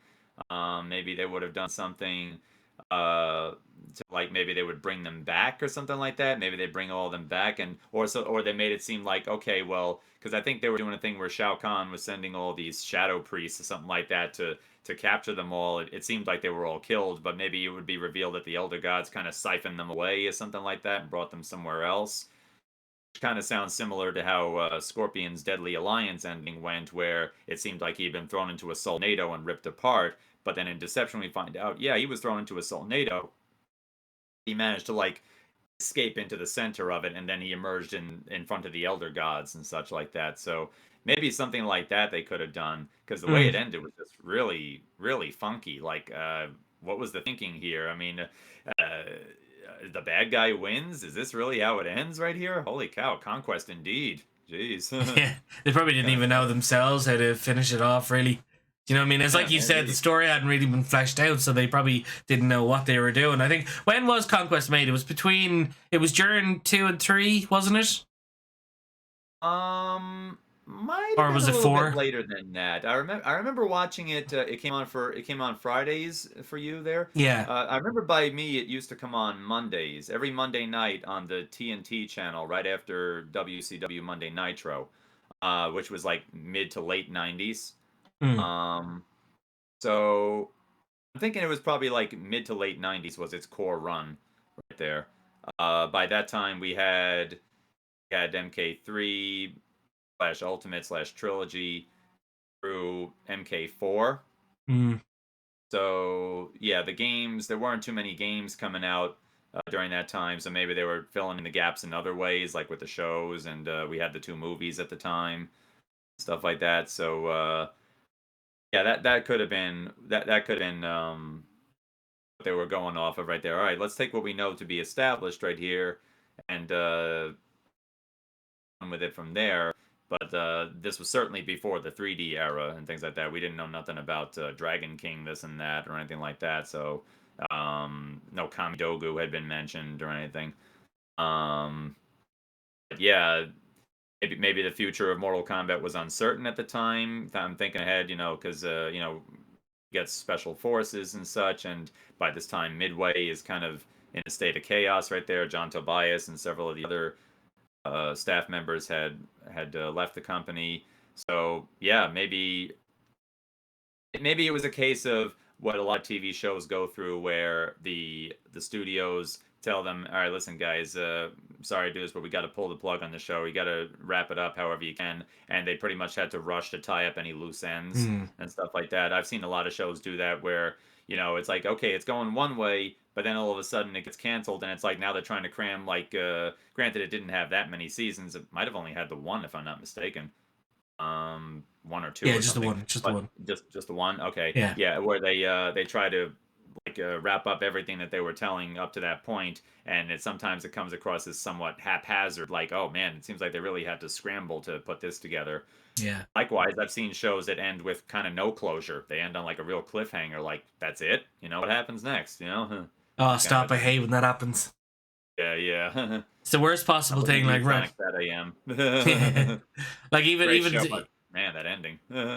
Stop. Even today, like, when you see, if you've seen the new Pirates of the Caribbean, small spoilers for the end. Have you seen it? Or do you watch it? The newest one? No. Dead Man Tell was at World's End, I believe, the third one. one. Oh, yeah, okay. Right, so I won't spoil it anyway, but it ends on a cliffhanger. Except now the whole thing with Johnny Depp and Disney firing him over the whole thing and stuff like that, and then it turning out he was innocent and all that sort of stuff, and you're like, well, now what's going to happen? If after leaving it on this massive cliffhanger, apparently they want to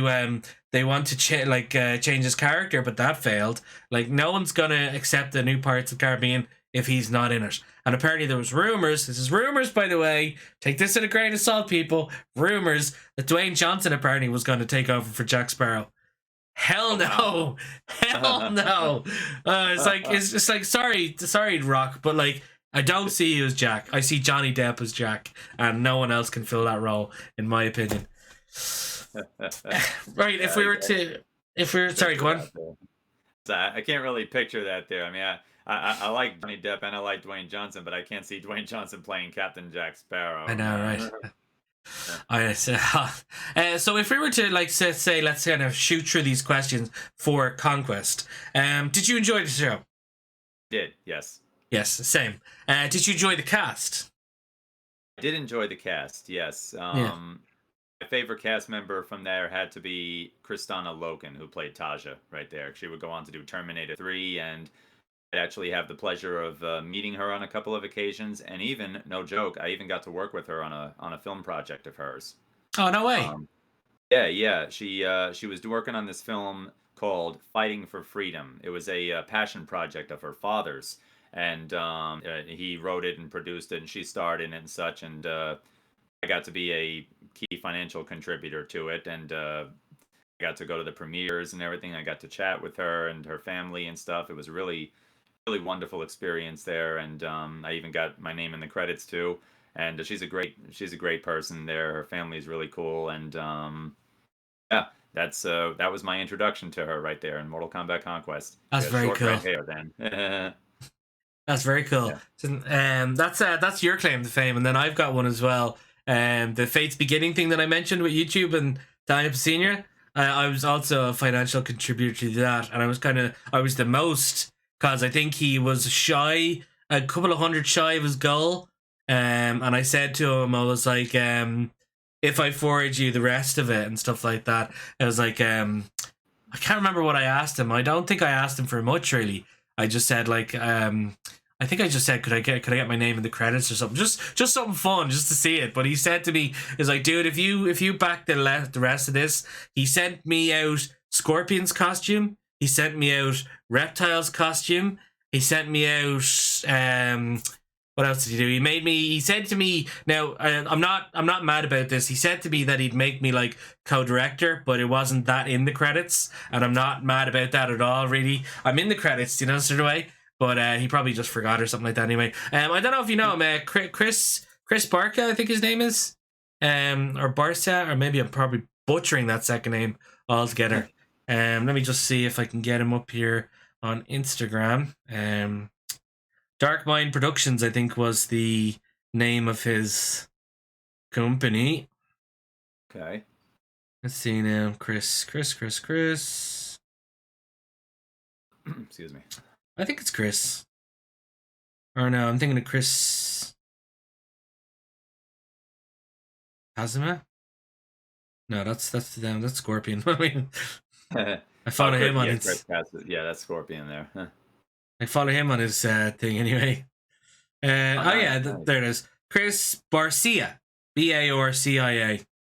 Barcia. Don't know the name offhand right there, but he was part of that project though. He was the guy behind that project. He was the main guy behind that project. He was the guy who got Daniel Pizzini involved. He got Victoria involved and all that sort of stuff. I remember actually they had some problems with their effects person. Now at this stage, I was in the middle of doing effects. I wouldn't say I was any sort of like, I wasn't great, but I knew some things about it. I think I had gone to college and stuff, so I learned a few things. And he asked me would I mind doing effects for a certain shot. And at the time, I wasn't any confident in myself really. I said to him, I was like, look, I'm not promising you anything. However, send it on to me and I'll see what I can do. And that's when Victoria got in contact with me and sent me over the shots and stuff like that. And anyway, and as I was getting ready to edit them, I think it was about like a day or two after that, he messaged me saying, we actually got in contact with our effects guy, so no need to do that thing. And I was like, yep, that's fine. And I was like, big relief off my end, really. Do you know what I mean? But I don't know. Have you seen it? I think it's on YouTube. If not, I don't believe I've seen that one there. I'd be more than happy to check it out, though. Sure. I'll try and find you. I'm going to find you all the links that I've talked about anyway and send them on to you. You definitely need to see the majority of them anyway. 100% because they're really good. But that's my little claim to like sort of Mortal Kombat fame in that sort of sense and all. Okay. I still have my dream of meeting the team in some aspect and all as well. Like I see these Mortal Kombat cons and stuff like that the guys put on every year over in Chicago and stuff.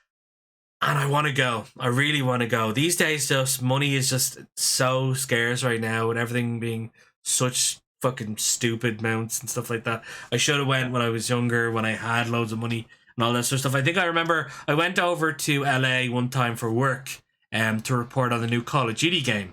And I got to meet Snoop Dogg, Michelle Rodriguez, wow. And I got to meet Jeff Keighley. Jeff was there and all as well. Okay. So they're the certain number of stuff as well. But I've always said to myself, if I ever wanted to meet one person in this world, it was Michael Jackson. Rest in peace, because I was mad into Michael Jackson at the back in the day. But now it's definitely Ed Boon. Like Ed Boon is right up there right now that I want to meet. So one of these days, I'm just going to say, feck it. I'm just going to get a loan out. I'm going to go over to America. So hopefully now in, I think, when's their next MK Con? I think it's soon. I think it's this year. I think he said to me to pop over. Because they always have it in the, I think it's in the Ghost Arcade. If you know. But no, we'll get with Ghost Arcade, yeah.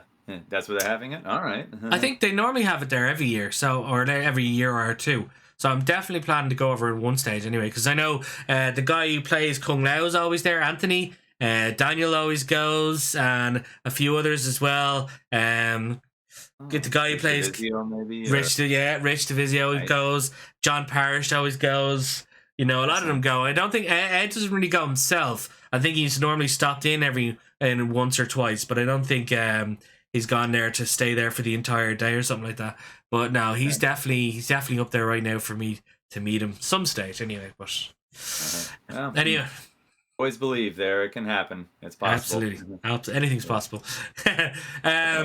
So if I was to choose my favorite cast member of Conquest, has to be Shang Tsung. Like the guy who played him was really cool. Like the way he portrayed him and all, especially like, you know, it was like your soul is mine and all. It's like it's just so iconic. I thought it was really good. See, that's just why I love Shang Tsung. So if you can remember the episodes, what do you think? What was your favorite episode? If you have a favorite episode. Yeah, I think my favorite episode was it's between the one where Zero is like constantly meeting with those two ladies that I mentioned right there. That one, and I don't remember if it's the same episode, but it's the one where Sub-Zero gets introduced. I'll always remember how the group first runs into him right there, where Taja asks, who are they sending? And then Zero goes, doesn't matter. As long as they don't send, he looks over.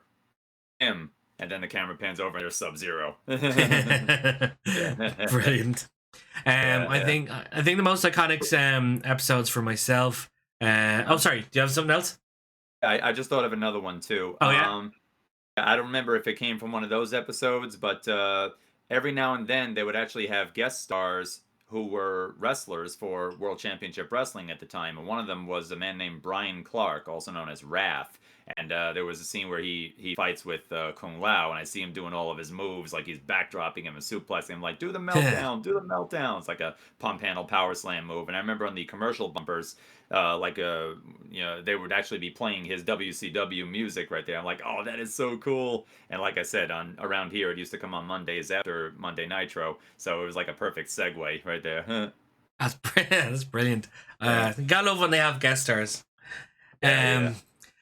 What was I saying? Oh yeah, so I think my episodes really was. I think it's the same one with Sub-Zero getting introduced. Isn't there one where Kung Lao's fighting Scorpion, and at the end he's doing like this kind of a move, and then the ground opens up and Scorpion falls down into the lava?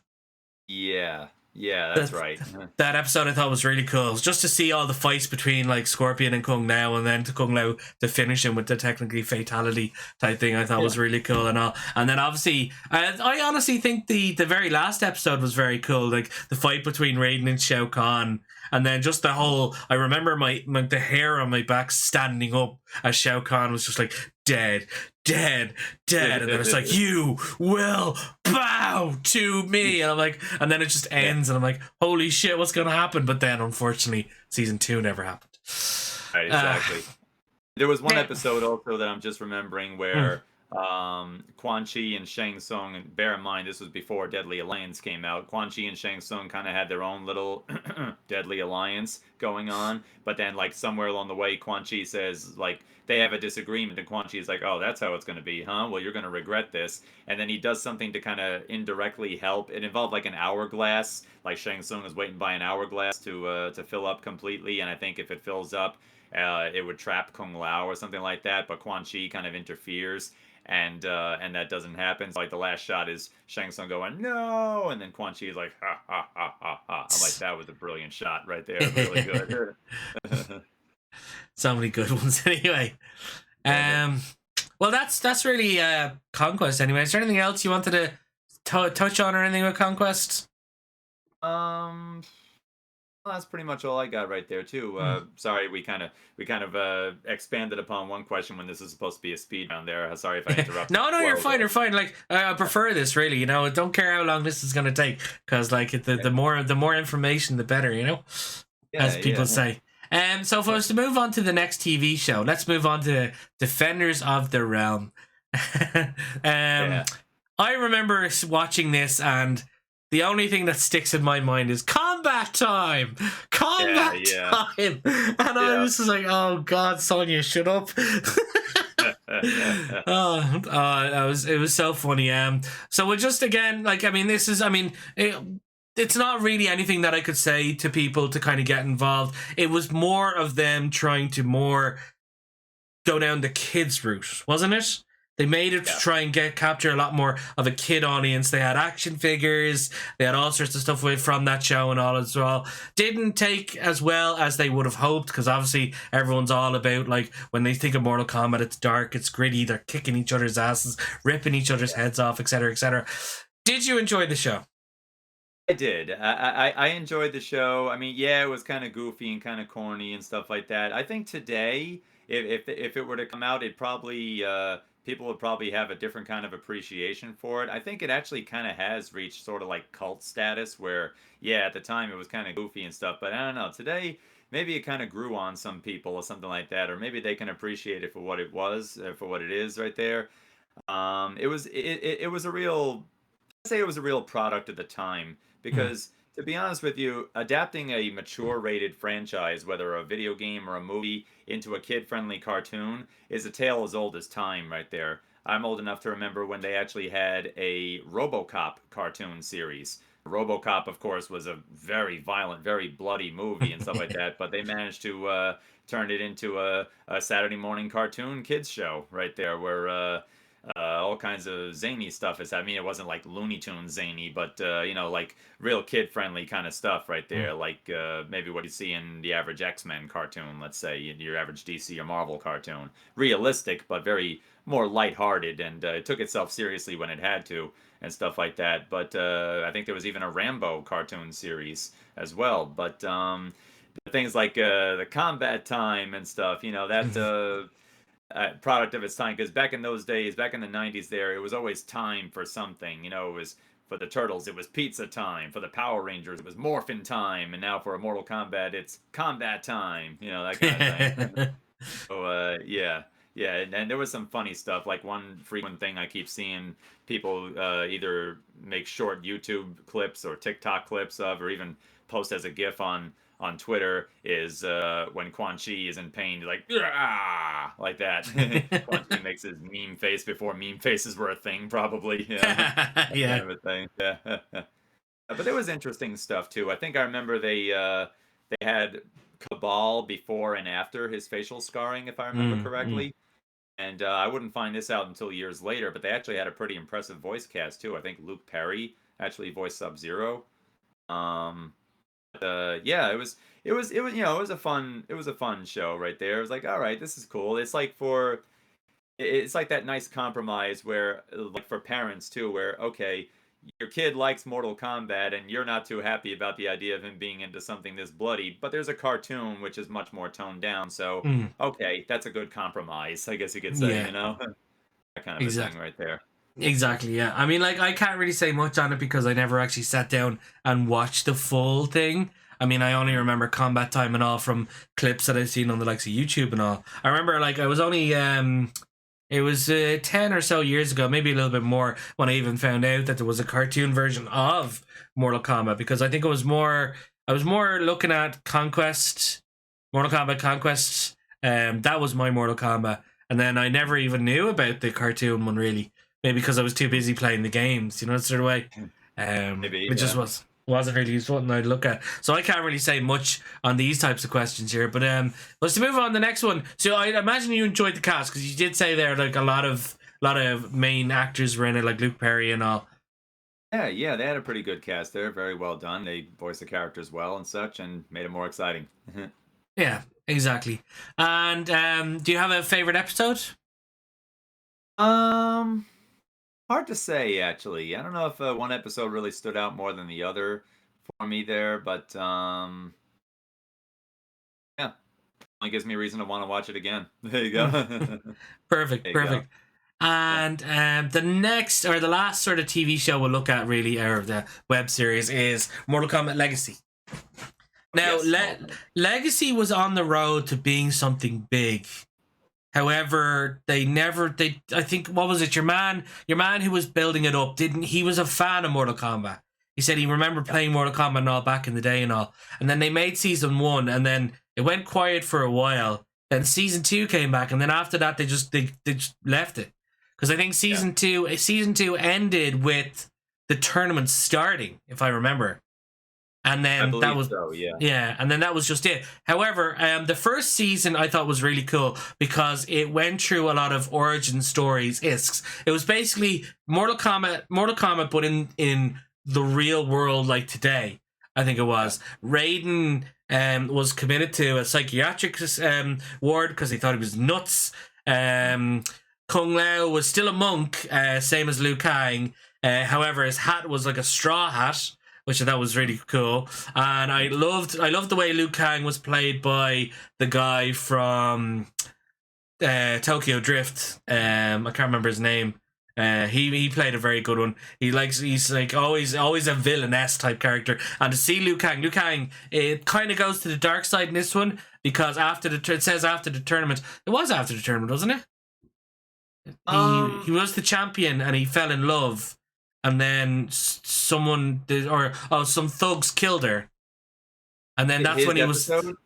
His episode after the tournament? I don't remember that now, actually. Well, no, I think it was just the thing in general, because I think he was the champion, and he was like, why do I even put my life on the line for these humans? They're just, they're just always fighting and killing, and he just basically resented humans after a bunch of thugs killed the woman he loved, basically.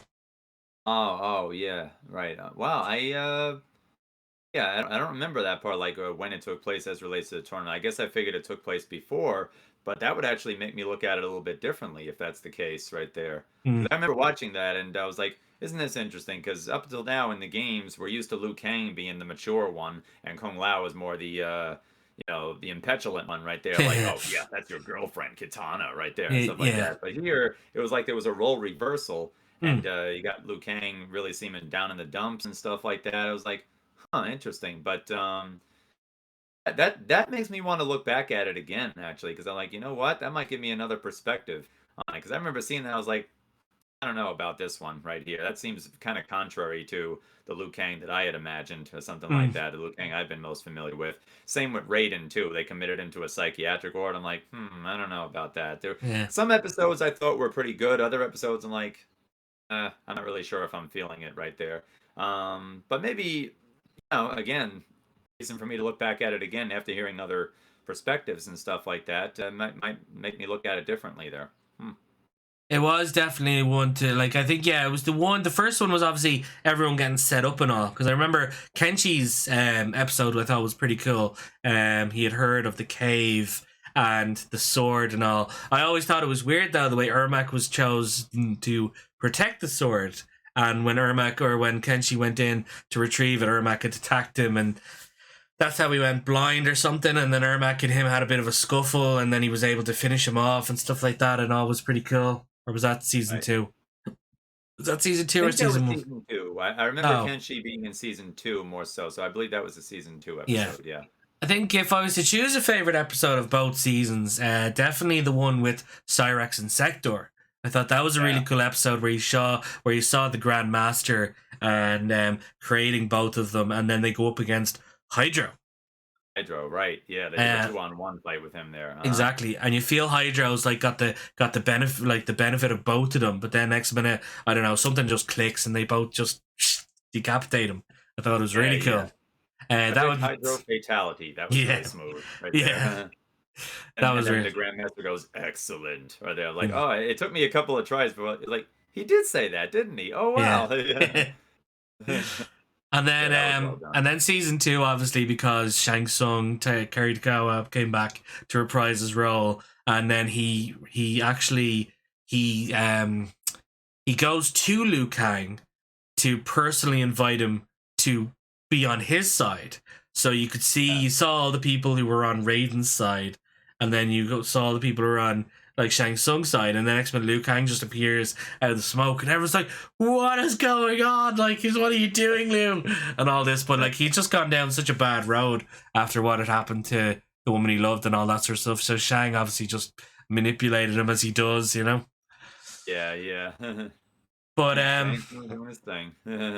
Exactly. It's just a shame that, say, season 2 had stopped. Like, it literally, like, the bell started ringing and Liu Kang saw, look, it's the start of the tournament, and he was about to go up and attack. I think it was at the end. I think it was Stryker, Kung Lao, and one other person. I can't remember who it was. And then Liu was, like, getting all fired up. He was about to attack.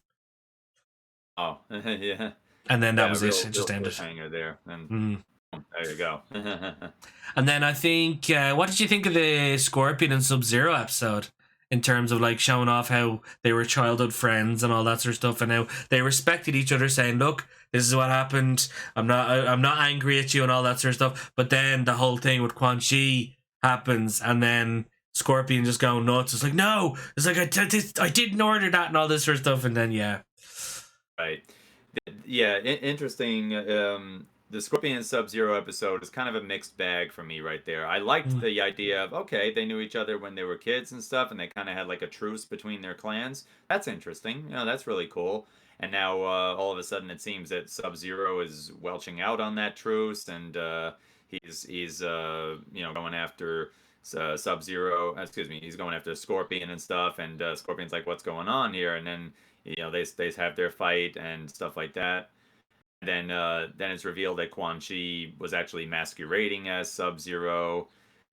In the context of the episode at the time, I hated the idea that, oh, wait a minute, it's not actually Sub-Zero, it's Quan Chi. But then when interpreting the episode as a whole, it's like I get it. I get why they went that way, because we could then assume that Bihan is a man of his word right there. He is keeping his honor for Hanzo Hasashi right there, and for it to confuse Hanzo right there, be like, okay, why is he doing this and stuff like that. But then, unfortunately, the last thing that Hanzo saw before he was killed was Sub-Zero supposedly being the one to assault him, and who froze his family and stuff, right? He froze his wife and his son right there. Mm. So yeah, it's understandable. It's understandable there, as to why. So that was like, okay, like I had to watch that one a couple of times, I remember, because like I'm going with it at first, but then the Quan Chi part tripped me up, and it would in other instances too. I'll get to that maybe later on, but but taking it in terms of the context of the episode, it makes sense, because it's like, Bihan didn't just say on second thought, you know what, forget this truce right here. It was actually a ruse. So there you Mm. go. Yeah. Yeah, exactly. Yeah. So, did you enjoy the 2 seasons? Except for like, I mean, Well, the bits and pieces, maybe not as much, but overall. yeah, I wouldn't say that I was totally gaga for it. There were some episodes I thought were really, really good, and some episodes I'm like, I'm not really feeling this one, or something like that. It was a little half and half right there Mm. for me. I thought the Johnny Cage episode was actually pretty clever. Yeah. You get to see him in his youth and stuff, competing in martial arts tournaments, and he's pitching ideas. Him being an actor and all, pitching ideas for him having a new show or new things like that, and being turned down.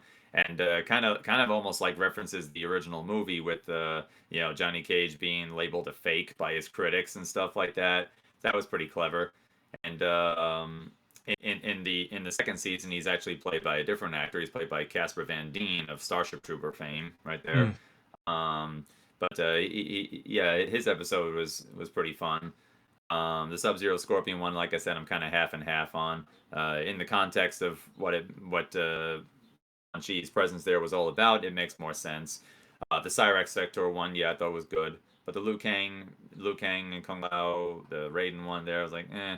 But season 2 was pretty impressive. Also, I liked when Scorpion, now the undead ninja Scorpion, he fights Sub-Zero, and I kind of laugh when I look at the costumes, because I don't know if you know this, but I actually had worked on a Mega Man fan film, believe it or not, and the costumes that were utilized in that film looked very similar to the costume that they used for Sub-Zero in season 2. It looked Oh, like a really? motocross BMX kind of uniform right there. I'm like, did they get that from Blue Core? Did they get that from Eddie LeBron, the director there? It's like, that's interesting. Now he's really Iceman. There you go. But yeah, they had that fight, and then Scorpion, the way he finishes it off is like, see you in hell, Bihan, and he does his spine rip on him. I'm like, there you go, right there.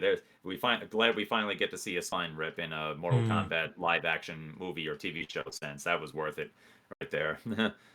um, but yeah, seeing Kari Tagawa once again come back as Shang Tsung was great, and I got a little bit of enjoyment out of seeing Dan Southworth being the actor who played Kenshi. Dan Southworth, I remember best for playing Eric Myers, the Quantum Ranger in Power Rangers Time Force. I'm like, hey, look at this. Kenshi's got quantum power on his side. So that was a pretty nice little Easter egg for me to enjoy right there. Um, Overall, it was good. But if you were to put that and let's say Conquest in front of me and say which one would you like to watch today, I'd probably lean a bit more towards Conquest. Yeah, of course. And even the Katana and Melina episode, I don't think it was ever. I don't think they Right, did. They Katana ever. Melina They one, did they even touch on that Melina was a clone, a Hellspell clone by Shang Tsung, or I I think they got into like they had Shao Kahn in the episode, and he didn't really look like the Shao Kahn as we know him to look today. He kind of looked like just some ordinary king or something like that, if I yeah, remember yeah. correctly. Yeah, I forget if they got into her being a clone, something like that, or if they Because like tried to Katana pass didn't her off even as know that herself until she found out herself. You know what I mean? yeah, yeah, that's right, that's right. Actually, She was sorry, led no, to she believe they were sorry, twin sorry. sisters, Exactly, yeah, precisely. yeah. Yeah, but It was a different. It that's was a right. different way they went with that anyway. So, but like, Yeah, I think they did a fatal. Katana did a fatality on Melina, if I'm not mistaken. In didn't Melina went after to Johnny Cage at the start of season 2, I think it was, and then that's both right. That's right. Katana and Melina started fight, and then Katana finished off Melina by cutting her head off with her fans. Oh, yeah, that sounds right. Yeah, I think that did happen. Right, right. Yeah. Some of Eh, these things are coming back to me as we're talking about them right yeah. there. There's a lot, so much cool stuff to remember right there. I know I'm gonna forget a few things there, but You're okay. You're there you okay. go. We'll both Yeah. remind each other of stuff. It's all good. Yeah, yeah, that's cool. That's great. So to throw in 2 more questions here, since we've kind of gone through the TV shows, I think I've gone through all of them. Haven't I? Yeah. Yeah, the rest of them are movies. Um, would you like to see a new TV series, and what do you think it should focus on? Um, New TV series? Yeah, I think a new TV series would be pretty cool. As for what it would focus on, well, here's an idea of what it could focus on. This kind of ties into something that I've actually thought would make for a pretty cool Mortal Kombat game as well, which I think we may be getting with that Mortal Kombat Onslaught game that was announced. I always thought that a good story to tell would be the story of the Earthrealm invasion, but make like a series out of it. Like Mm, I had an idea for like how we have Shaolin Monks as an action adventure game. We have um, Mythologies as an action based game with some RPG elements thrown in and such. I always thought a really good idea for a Mortal Kombat game would be an RPG set during the events of Mortal Kombat 3. Like your main enemies might be Tarkatans. You can level up your party. You might start off as Liu Kang, and you have to go around the realms, adding more people to your party. Like Sonya, come on board. Johnny Cage, let's do this. Hey, Sub Zero, you're on the run from the Lin Kuei. Don't worry, we'll provide you backup and stuff like that. So maybe a TV series about that story might be pretty interesting as well. mm. I guess Mortal Kombat 10, Mortal Kombat X kind of touched on that as well, but I think that there's enough material in there to make a whole series worth, you know? That's very interesting. Yeah, definitely. That'd be really cool. Yeah. Um, if I was to choose something to be able to go on a focused on TV show, Deception's Conquest. Mainly starting Mm. off with Shujinko as a young person, and then Damashi manipulating him to go around all the realms. You'd have a lot of content there in terms of being able to go into various different realms. Like a whole series could be in maybe in one realm, and then the next realm, then the next realm, and then he'd have a lot of various things to do in terms of being able to, training with Bo Raicho one episode, or to maybe trying to find his medallion, but then running into all sorts of different characters and stuff like that. Especially as well, I think this was actually a little bit into the conquest mode, where Shang Tsung himself tells you that he's like putting on a little tournament and he wants you to go find this guy and that sort of thing. And I thought that would be a very interesting thing to focus on for like a TV series, even if it was only maybe like 1 or 2 seasons, but each of them would be going to various different realms and all as well. And then obviously he would age and all as well, like he did, and stuff would probably be pretty cool.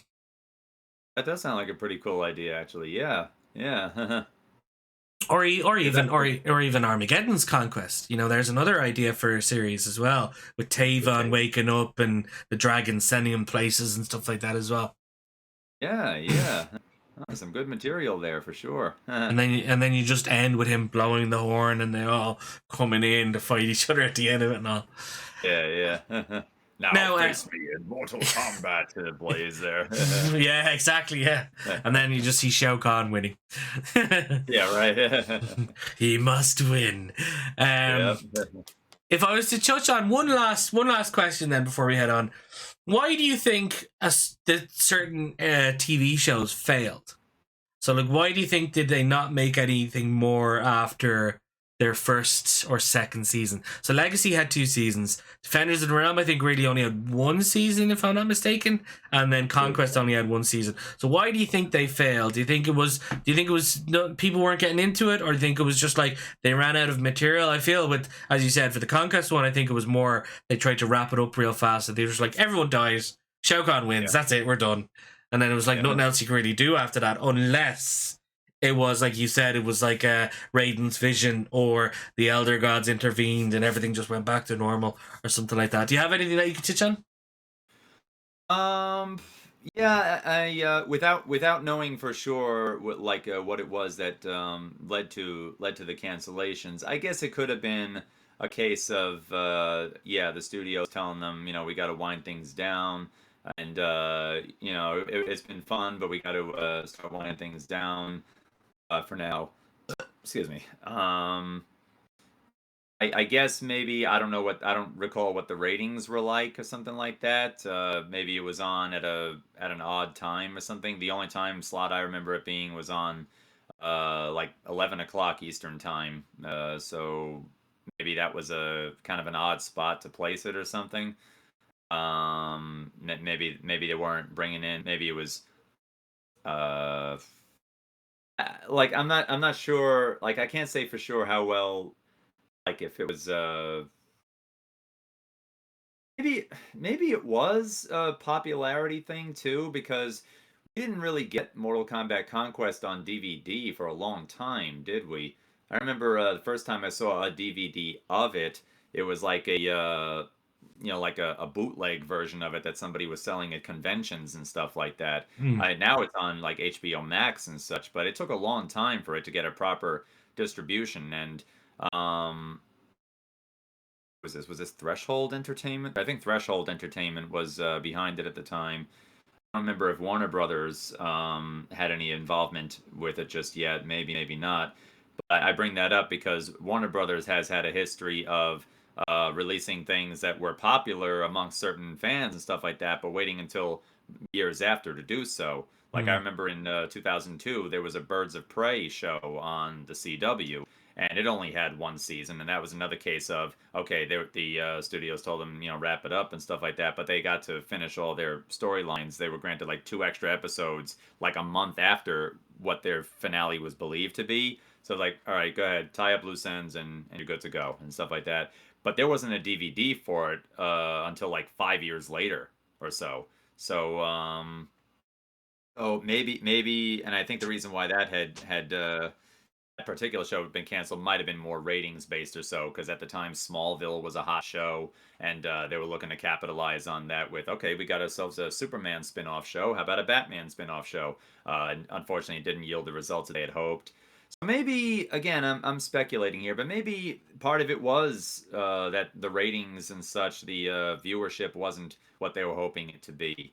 Again, you consider the time period when it had aired, and by now, Mortal Kombat it was still, the games were still being played and stuff like that, but now it is kind of it kind of simmered down a little bit. Now you got by now you're in like the Nintendo 64 and PlayStation era where Tekken is rising to power more Hmm. so, and you know you got other fighting games. Marvel versus Capcom is taking over and stuff like that. The other fighting game franchises are kind of stepping up their game and such. So maybe the overall interest in Mortal Kombat, maybe it was a timing thing. Maybe if it had come out a year or two before, it might have gotten a much better response. Well, then again, Defenders of the Realm, that which kind of leads me to that. Um, Maybe they had only committed to so many or something. Maybe they say, all right, we'll give you guys 1 season or 2 seasons to just have fun with or something like that. Maybe there was never a long term plan in terms of oh yeah, we're gonna we're gonna ride this car until the wheels fall off, so to say. You know, we're just gonna give it make it a limited time, something like that. It's hard to say really. It could be a combination of that. Maybe the viewership wasn't there. Maybe the studios only gave it so much time or something like that. Because I've seen shows too that were otherwise pretty good, but that had the plug pulled on them seemingly abruptly. I mean, you could even look at other cartoons like Super Mario Super Show, Sonic Sat AM, the Captain N and the Game Master and stuff. Good shows. Some of Mm. them a little cheesy at times, but for whatever reason, just I don't know, that kind of a thing. And I think Legacy, I think, got shut down because I know Machinima went under, if I'm not mistaken. They were the Oh, ones I think backing Legacy. Although I don't think that was really, I don't think that was the main reason. I know Machinima's gone now, so I think it was one of the factors of maybe why they didn't bother with a season 3 or something like that. It could be anyway. But yeah, no, that's cool. That's the TV shows anyway. I don't think there was really any other TV shows really. So maybe we could move on to the movies then, since we're talking about media's really in itself. So what sure, movies have yeah. we've got? We've got The Journey Begins. We've got the original Mortal Kombat. We got Mortal Kombat Annihilation, best movie ever. Hey. We got the animated ones. We've got the Scorpion's Revenge. We've got Battle of the Realms. We have Cold War. Was it called Cold No War? blind. Cold Blind, is Cold it? War. I think is that out yet? I'm not sure. I heard it announced, but is it out yet though? No, I don't think. No, I don't think that's what I'm thinking of. The one, see, the next one they're talking about is Johnny Cage one, but the one with Sub Zero Yeah, and Kenshi, I'm pretty sure it was called something anyway. God, Oh, why can I not remember it? I only watched it there. wow. I think you're right. Oh, Snowblind, No Snowblind, blind. Yeah. Snowblind. Okay. Yeah, There you yeah. go. Watch that. I thought that was really good. And then of course we've got the new 2021 Mortal Kombat movie, which was we'll get into that in a minute. Yeah, yeah. Right. So let's start with The Journey Begins. Now I'm including this as a movie because technically it is a movie. It was on a VVS or VCR back in the day. It was like a prequel to the actual Mortal Kombat movie, and I think at the end of it, it had a special feature that showed you a bit of behind the scenes of said Mortal Kombat movie as well. Where are we? There they are. Did you enjoy this movie? I I did enjoy this movie. I should note that the last time I saw it was probably a while back. I don't know if I saw it again, if I were to see it again recently, if I might quite feel the same way, maybe I for think so. nostalgia reasons or something like that. Yeah. But like I talked about before, some things are just a product of their time. Like when you get to the Virtua Fighter looking sequences and stuff like that, it's like, yeah, Yeah. that's 90s and stuff like that. I probably like yeah I did like it I did like it when I saw it there, but with my modern sensibilities, who knows? I might I don't know if I'm saying oh yeah I definitely won't like it now. I just might well okay now I might not have noticed that last time, you know, that kind of thing. I just remember Shang Tsung looking scary as fuck. His whole eyes were all white, and his mouth was always constantly open and all that sort of stuff.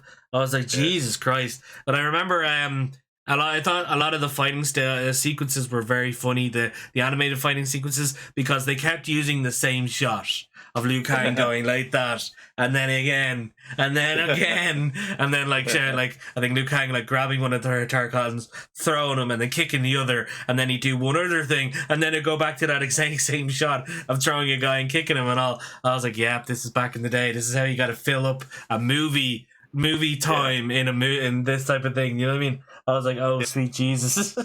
Yeah, a stock footage fight, if you will. Yeah, there you Yeah, go. exactly. Yeah, Just reloading the same thing. Oh, maybe flip the frame so it looks like he's facing this way instead of this way. Ah, there you yeah. go. Get more longevity out of it that way there. And if you were to see that movie kind of resurface in today's era, what would you improve on it really? I guess I would just polish up some things like you know, like how they do remasters on games and movies and stuff like that. I would maybe, you know, upgrade it so that it fits with a modern you know, the modern uh look that a lot of things today are known for and stuff like that. Maybe if they were to tell the same story but do it in an animation style similar to what we got now with like Scorpion's Revenge and Battle of the Realms and stuff like Mm. that, that might be an interesting way to go with it right there. Mm. Yes, forgive me. My eyes are starting to hurt. So let me just put these on. Oh, it's okay. Yeah. Ah, There you go. ah. I think Arcane I've. Cage wins. Yeah, yeah. Yeah, I know, right? Yeah. What else have I got? I mean, yeah, myself, I'd be the same thing. Like, I try and improve the animation a bit, maybe bring it up to the today's standards and stuff. Maybe not have those virtual fighter sequences, or else keep them, but update the animation. As I said, Shang Tsung just looks scary as fuck. Like when he was fighting against that old man and stuff like that. It was so funny. Well, let's say, so did you enjoy the cast? It wasn't really cast. I don't think it was very memorable from this one. I don't think anyone really knew anyone Yeah, from it. Did they? I don't remember too much about the cast, Mm. honestly. I don't remember like who portrayed the characters in it there. I don't remember that part too vividly there, unfortunately. Yeah. And then we're not trying to say that they're forgettable or anything. It's just we can't remember. It's been so long Right, since we've right. seen this film at all. Like, do you know what I mean? I was gonna say, what is your best scene? But I don't know if any of those scenes are probably best. I mean, if I was to choose Yeah, one, it's yeah, I don't know if one really stands out more than the other for me right there, hmm, but as a whole, I'd say it was like just one complete experience, maybe. yeah. I mean, I did enjoy the little virtual fighter like scenes. And I thought they Yeah, were pretty cool. Like the whole Goro versus his brother. I thought that was really cool. King Goro back yeah, there and all telling him like and then Goro deceiving his brother saying, nah, fuck off, you know, it's like this is my yeah, throne and all this is yeah. so they're pretty cool in my opinion. Um so that's really all I could probably more say in terms of those questions for that one, to be honest. I mean, it's a prequel to the actual 1992 movie, so, or sorry, it's 1995, 1995, isn't it? Yeah. Yeah, so 1995 movie, so it's a watchable thing, but you'd watch it once and then you wouldn't watch it again. and Yeah. then and then we've got the pièce de résistance, the 1995 Mortal Kombat movie, where it all Oh yeah. started, where the media part of it all started from. Kerry Yep. Tagawa's amazing performance of Shang Tsung, of course, Christopher Lambert's amazing performance as Raiden, everyone else is Robin Shue, all the rest of the cast and all. I know the Realm cast are actually having interviews with a lot of the cast right now. I think they interviewed Robin Shue there. Is it Shue or Shao? Am I butchering that? Am I? I believe I thought it was Shao for a long It's time, but Shao. It's probably. I heard his name be pronounced Shu though. I mean, he would know Ah, better than anybody, but I'm pretty sure it's true. Shu. It's like, all True. right, Shu it is. There you go. Such an amazing, like, it wasn't, I wouldn't call it, like, you wouldn't say it's the best of the best, but it's still very, very highly ranked. Like, I'd say definitely an 8 or a 9 out of 10. I mean, there were a few things where I thought, like, I mean, he was like, watch her closely, reptile, and it's like a weird CGI reptile. But thankfully, later on in the film, he gets thrown into this statue, and then it's proper reptile, like, and I was like, that's amazing. And then the music, the music, like, Reptile's theme is just amazing in that scene. Like, it was really cool, really funky and all. And then especially, like, you know, it was like, I reserve my right to choose for the final battle. I choose her, and then you go into Outworld, and like, I don't really see much of the Emperor or anything, but it's still not really meant to be focused on him for this movie. It's all Shang Tsung, so it's more his tower, and then the final fight between him and Liu Kang, and then you hear the Mortal Kombat theme song go off as they walk together and all. It's just a massive achievement, a massive movie, and highly recommended if you're a Mortal Kombat fan in general and all as well. And like, I'd imagine you probably just adore this movie, like everyone else. Oh yeah, yeah. The movie itself was great. Even the experience of it was amazing too. I remember when I first heard that the movie was going to be made, I was reading, I forget if it was my Nintendo Power magazine or my Game Pro, and they were showing, an article about there's a Mortal Kombat movie being made, and one of the things it mentioned was the fact that none of the actors from the games, like Ho Sung Pak or Daniel Pacino or Elizabeth Malecki and so on, were going to be reprising their roles. And I was thinking, huh, you have a game with actors in it, why not just use them again? It's like, well, okay. Nonetheless, though, the cast that we did get was spectacular, really, really good. And as I was kind of touching on before, I think a lot of their performances influenced how the interpretations of those characters would be shown to us in the future games. Mm. I remember when the movie came out. It was during this. It was the summer of '95, right there. And me, my mom, and my dad each had movies that we wanted to see in theaters during that time. My dad wanted to see The Net with Sandra Bullock. My mom wanted to see First Night with Richard Gere, and I wanted to, of course, see Mortal Kombat. What I remember very vividly too was the fact that in those days, usually my dad and I went to the movies together. Sometimes mom would come along, but usually it would be more like for a family-oriented kind of a film. She actually said that she wanted to come along to watch Mortal Kombat with me and dad. I was like, really? That's interesting. Because honestly speaking, there mom and dad, yeah, like I'm sure a lot of parents out there weren't too crazy about me being so into a game that portrays the type of material that it does, and I can't blame them for that. They were just doing the good parenting thing, you know. But my mom, she especially like I was like, "Wow, I just did this move where I tear the guy's spine out." She's like, "That's disgusting, Daniel." And right before dinner time, you tell me that. But mom also had a way of anytime there was something that I was into, like whether it was an R-rated movie or a video game with a lot of violence, after she came to the realization that okay, this is what he's into, she wouldn't just like leave it go. She would say, "Well, I'd like to watch it with you if I may. I like to know what you're into. I like to see what it is that you like and stuff like that." And she would do that with me even for other games I had, even before Mortal Kombat. She did that for she wanted to watch me play Street Fighter, which in comparison to Mortal Kombat is a lot less violent. Still violent in the sense that it's a fighting game, but not nearly as gory. Uh, Even cartoons like Ren and Stimpy, she wanted to see what all the fuss was about and stuff like that. But the fact that she wanted to come to see the Mortal Kombat movie with me in theaters, I thought was interesting. I figured she'd sit this one out and stuff like that. But she came along nonetheless, and tell you the truth, she actually ended up liking it a bit herself right there. Sure, it was PG-13, it wasn't as violent as the games were and things like that, but she liked the visuals, she liked the action, she thought the actors were really good and stuff like that. She remembers the characters too. And stuff Yeah. like, remember that scene with Johnny Cage? And she goes, he was the actor guy, right? I'm like, yeah, that's him, that's him. But even being in the theater though, I remember it was like going to Madison Square Garden for a wrestling event here. Everybody was just so into it. There's Sub-Zero, there's Scorpion, oh, it's Raiden, and stuff like that. Everybody was just going nuts every time a character would show up on the screen, and oh yeah, from the opening when you hear the Mortal Kombat and then the Techno Syndrome music hits and stuff, everybody's Yeah. just going bonkers. You get the opening scene with Shang Tsung fighting Liu Kang's brother, and your brother's soul is mine. You will be next, and stuff like that. Like I quickly forgot about this is how good Kari Tagawa's performance was. I completely forgot about, hey, how come Shang Tsung doesn't look older and with a beard or something like that, with a Fu Manchu or a facial hair of some kind? I Yeah. forgot about that as soon as I saw how well Kari Tagawa did. I'm like, never mind. I'm totally happy with this right here. Mm. This is excellent. And then you see, you get introduced to all the characters. You get Sonya, Jax, Kano. Of course, you get Liu Kang, and there was some good humor sprinkled in about too. There's like when Liu Kang goes back to the Shaolin Temple and he meets Raiden there, and the monk is trying to explain to Raiden, "My lord, you must forgive him. American life has enfeebled his mind. Too much television."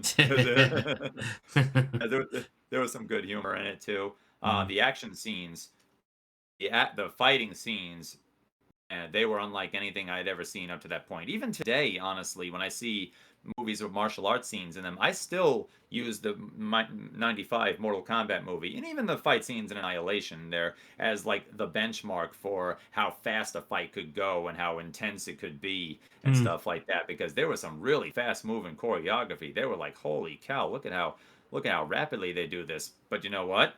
It it was on point for Mortal Kombat right there. You associate them with all these high octane kinds of moves and stuff like that. Then you got that amazing techno music in the back, not just the Techno Syndrome theme, but you had oh gosh, I could go through the whole soundtrack right there. It's Yeah. one of my favorite soundtracks that I own, KMFDM, and all those other bands and stuff like that, playing music and just really punctuating the fights all that more. And then the way they added so much more to the mythology, I kind of look at it as a lot. I've heard a lot of people say, "Oh, too bad it wasn't rated R. It should have been rated R." It's like, well, I get where you're coming from, but I guess the studios must have realized that the majority of the fans who play these games are, let's say, kids and teenagers and stuff like that. So to market it as an R-rated movie may or may not be the best strategy. Yeah. But if you make it PG-13, you could still have the fights. You could still have a good amount of violence. I mean, we did get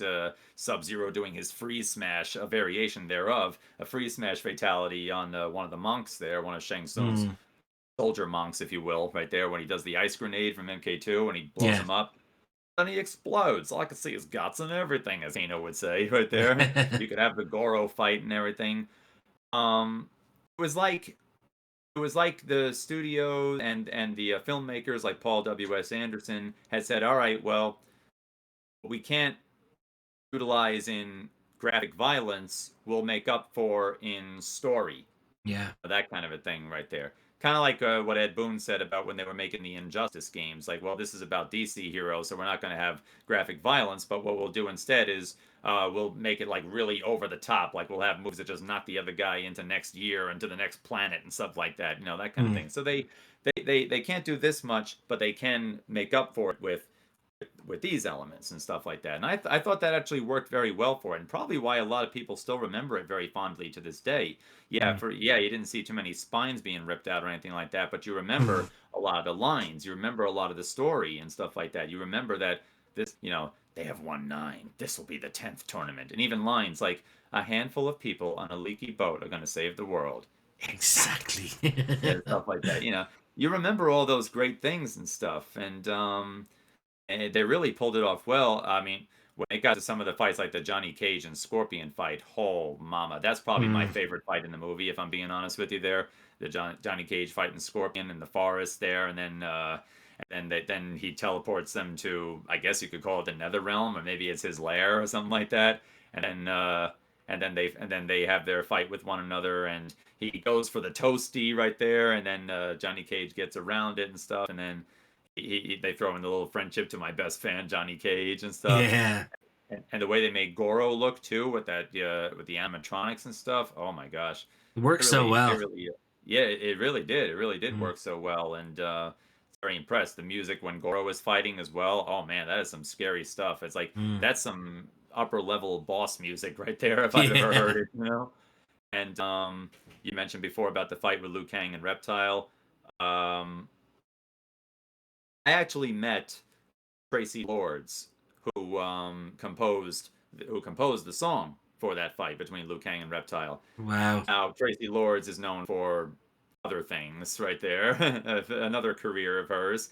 And I met her, and she looked very nice. She had like a nice feather bow on. She was wearing a nice dress and stuff, and she was a cool gal to talk to.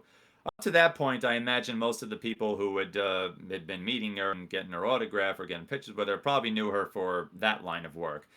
What's the thing that I remember her best for? Composing the song between Liu Kang and Reptile in Mortal Kombat 95.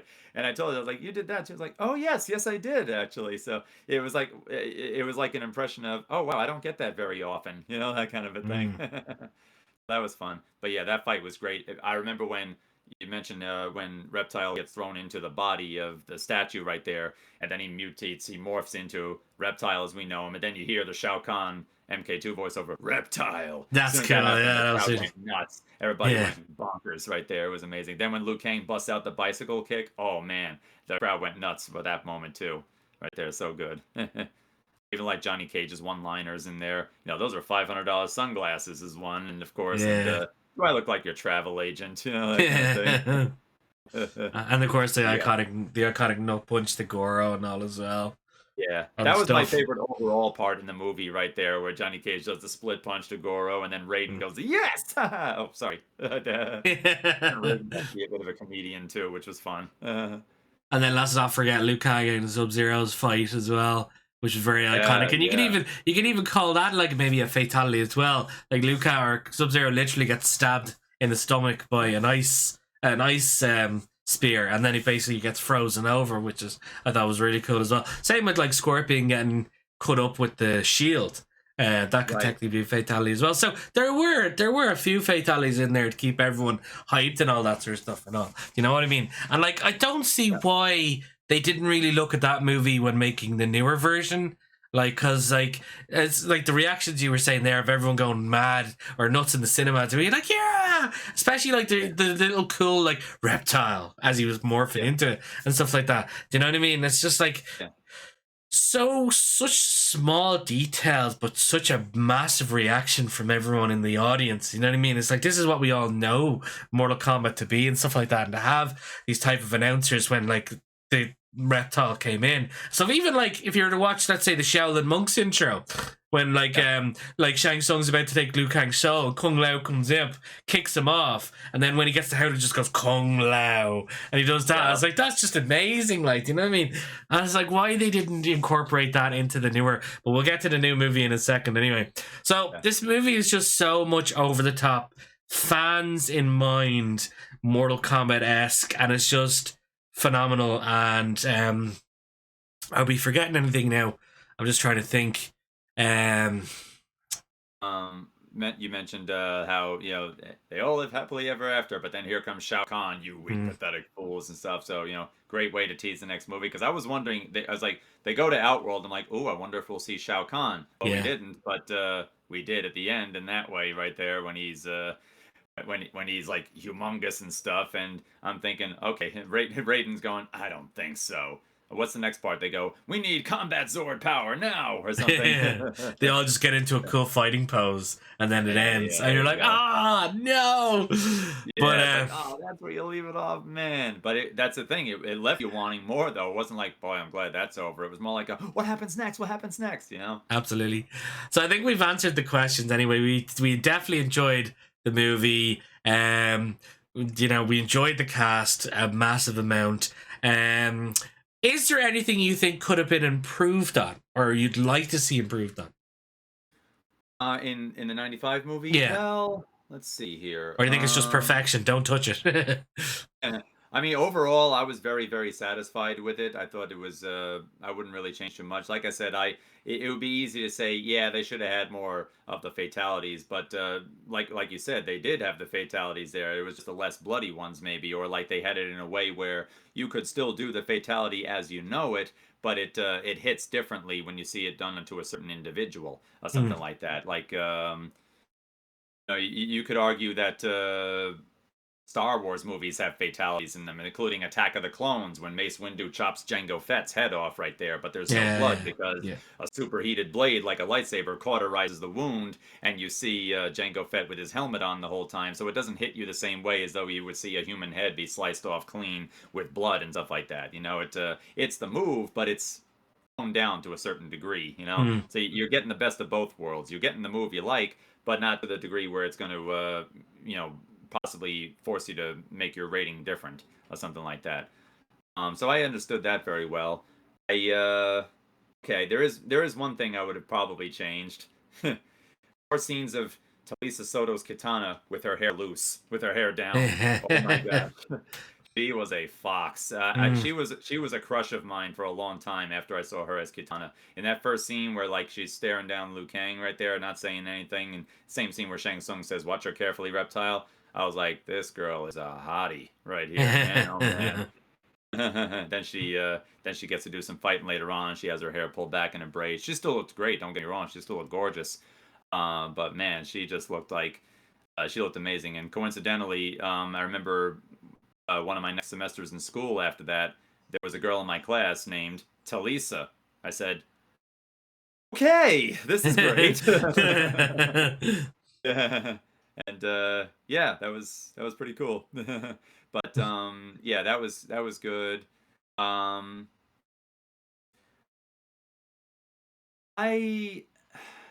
if there's anything else I would have changed or added, overall, I think most of it was pretty good right there.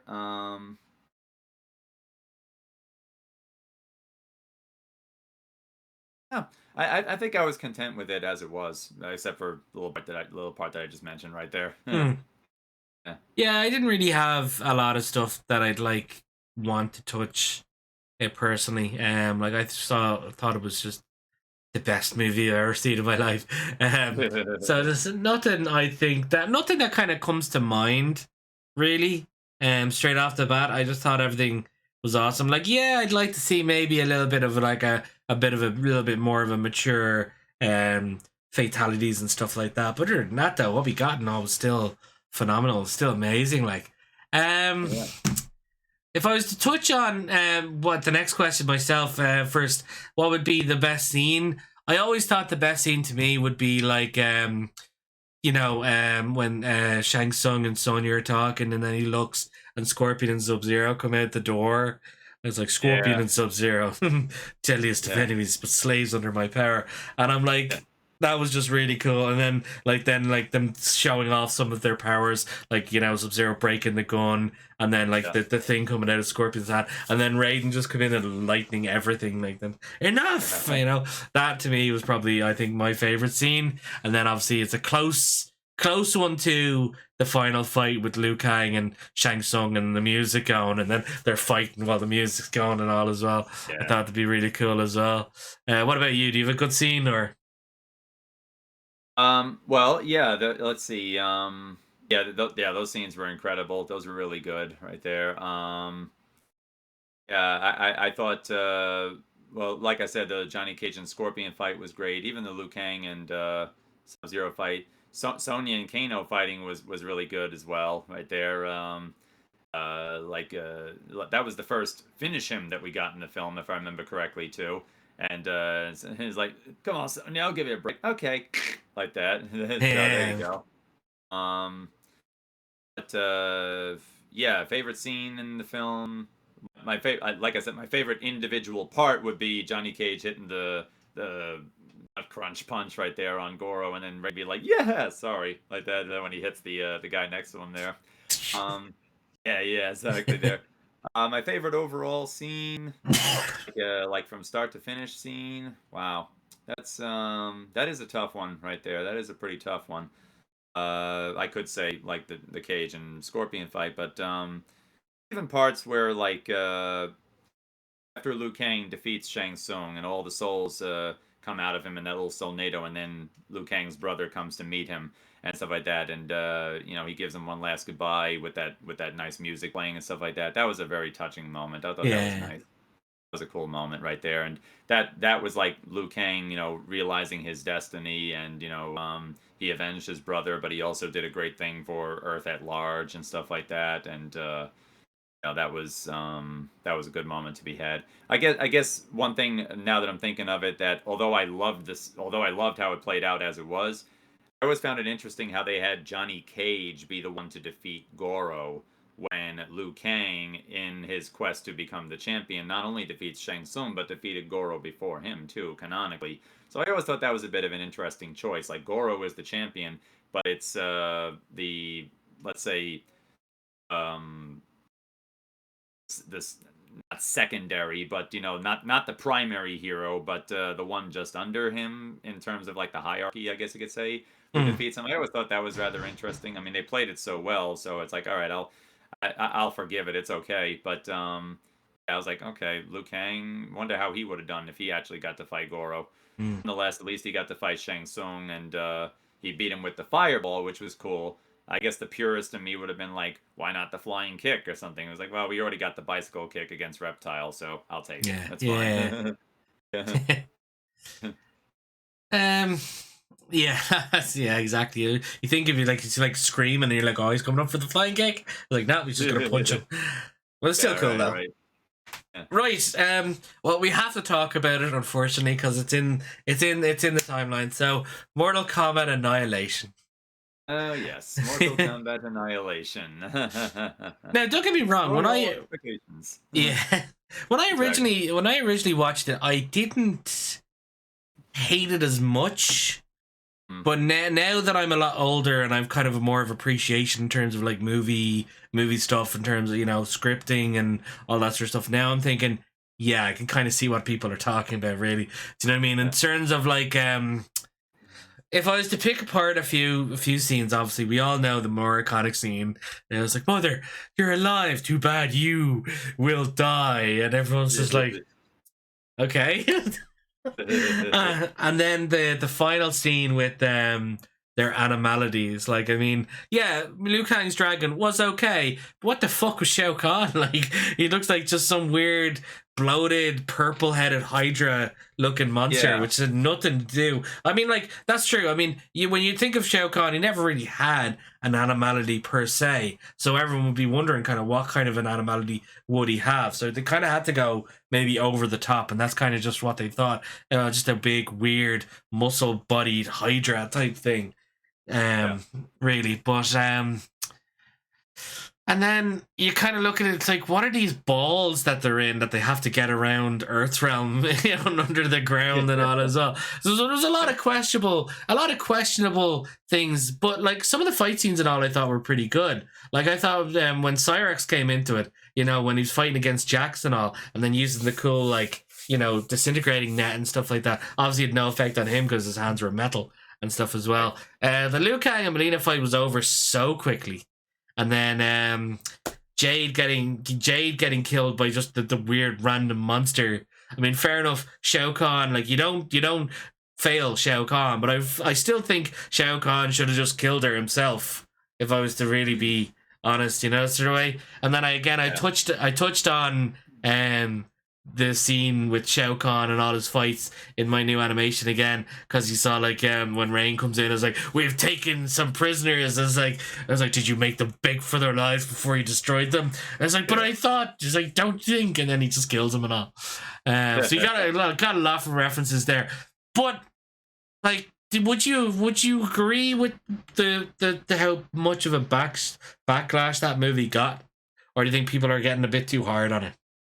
Well, I'll be honest with you there. While it certainly does pale in comparison to the first movie in terms of overall quality and stuff, I honestly never really saw it as a bad film. Hmm. I did see it more like as a kind of a hodgepodge. Like, they had so many ideas that they just kind of threw everything into it all at once, which Hmm. makes a lot of the scenes just seem very jarring. Like okay, we're going from this to that all of a sudden.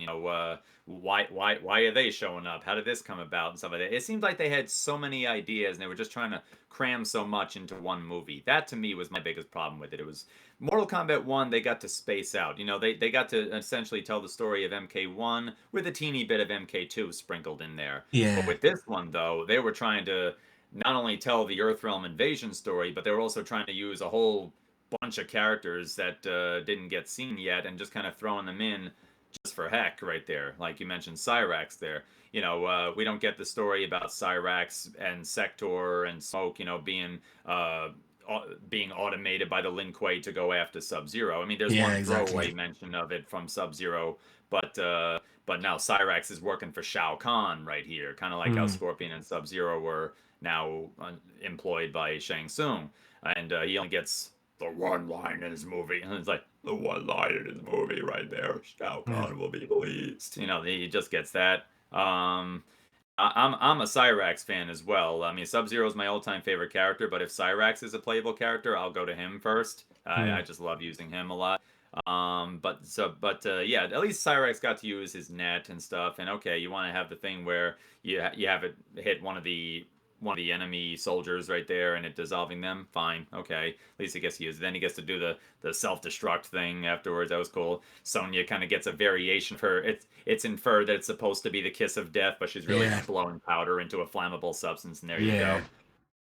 But yeah, that's my biggest problem with it. Even the lines, I didn't mind them too much. I mean, the whole mother, you're alive, and too bad you will die. You could argue that the delivery was certainly very cheesy, but I mean, the lines make sense. Yeah, I am alive. Too bad you're gonna die pretty soon, so you won't get to Yeah. see me for much longer. That kind of a Yeah. thing. It's kind of taken on a life of its own over time, though. So I guess it's just fun to poke fun at, and it's like, all right, there you go. But like I might not necessarily look to that before I look to some other things in the movie, such as in the scene where Liu Kang is fighting Shiva. No, Baraka. Liu Kang is fighting Baraka, right? And he beats Baraka. Supposedly, he knocks Baraka into the fire pit that lines the platform where Shao Kahn and his generals were, and underneath the cage where Kitana's kept. And they cut to the stock footage of who was it, Rain being thrown into the fire pit earlier from Shao Kahn after Yeah. Shao Kahn hit him in there with his hammer right there. So instead, it's like he knocked Baraka in, or did he knock Rain in? Wait, what? That's just like sloppy editing right there. It's like, oh my gosh, that I would look to that before I would look to some of the other things right there. Even even okay, line delivery is like right before then when Kitana says, "It's a trap, Lou. Leave." Like that.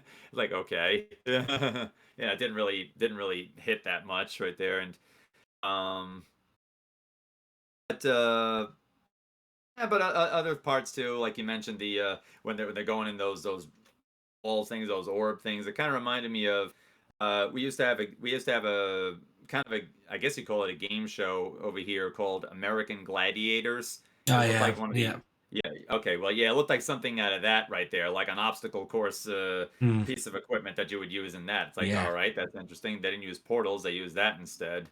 Then of course there's the recastings in some cases. I actually didn't mind James Remar, but Christopher Lambert, he set the bar so high right Yeah. there. He really did.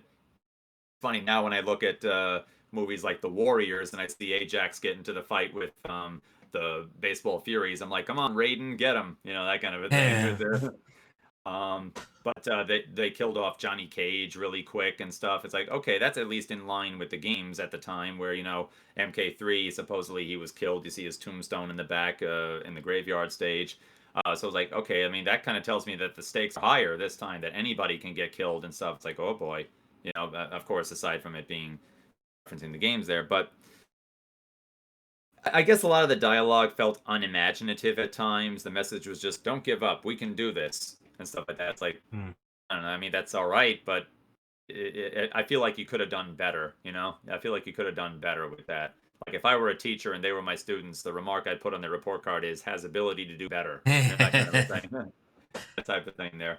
One thing I did like was that we finally got to see Sub-Zero fight Scorpion right there. Yeah. And it was kind of a throwaway fight for the most part there, but it was in response to fans' requests of there being a fight between Sub-Zero and Scorpion. Mm. And so at least we got to see that. That was nice. That was worth it.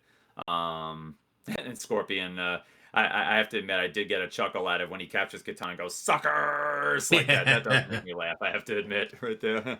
And that's Ed's Um, voice, right? yeah, there you go. Yeah. But yeah, I mean, I get why people view this as definitely the inferior movie there, but I myself wouldn't really call it a bad movie. I would watch it before I would watch some other movies out there, Yeah. honestly. I think the only thing that really kind of left me with a bad taste in my mouth was a lot of stuff was over very quickly. I mean, Johnny Yeah. died straight away. They should have really had maybe Johnny, maybe a few of the people actually fighting, like Johnny fighting Shao, and then he ended up breaking his neck, and then maybe like Raiden could have taken on one of the others, like Ermac or something, and like Liu Kang could have taken the, like there was a few of them there, like, you know what I mean. And then Baraka died straight away. Shiva just comes in, the date's over, and then gets crushed by the cage. You know what I mean? Like a lot. And Melina again, very very quick with Sonya and stuff like that. And then Jay didn't even really get to fight that much. She just died from a monster. So there's a lot of people, a lot of things there that like was just over very quickly. Even the final fight really between Liu and Shao, I just felt was very rushed and all as well. So as you said, I think they tried to cram in so much into this movie, and it just kind of made it fail so much. Because if they had really spaced it out a lot and focused a lot more on the journey, don't bother with these balls and stuff like that and all, do you know what I mean? And then maybe focus on a proper final fight between Shao Kahn and then Liu Kang, and then maybe like have a piece of the helmet left there, and then if you wanted to have a little bit of a cliffhanger, have Shinnok and Quan Chi at the end having the chats and all that sort of stuff, like, you know what I mean?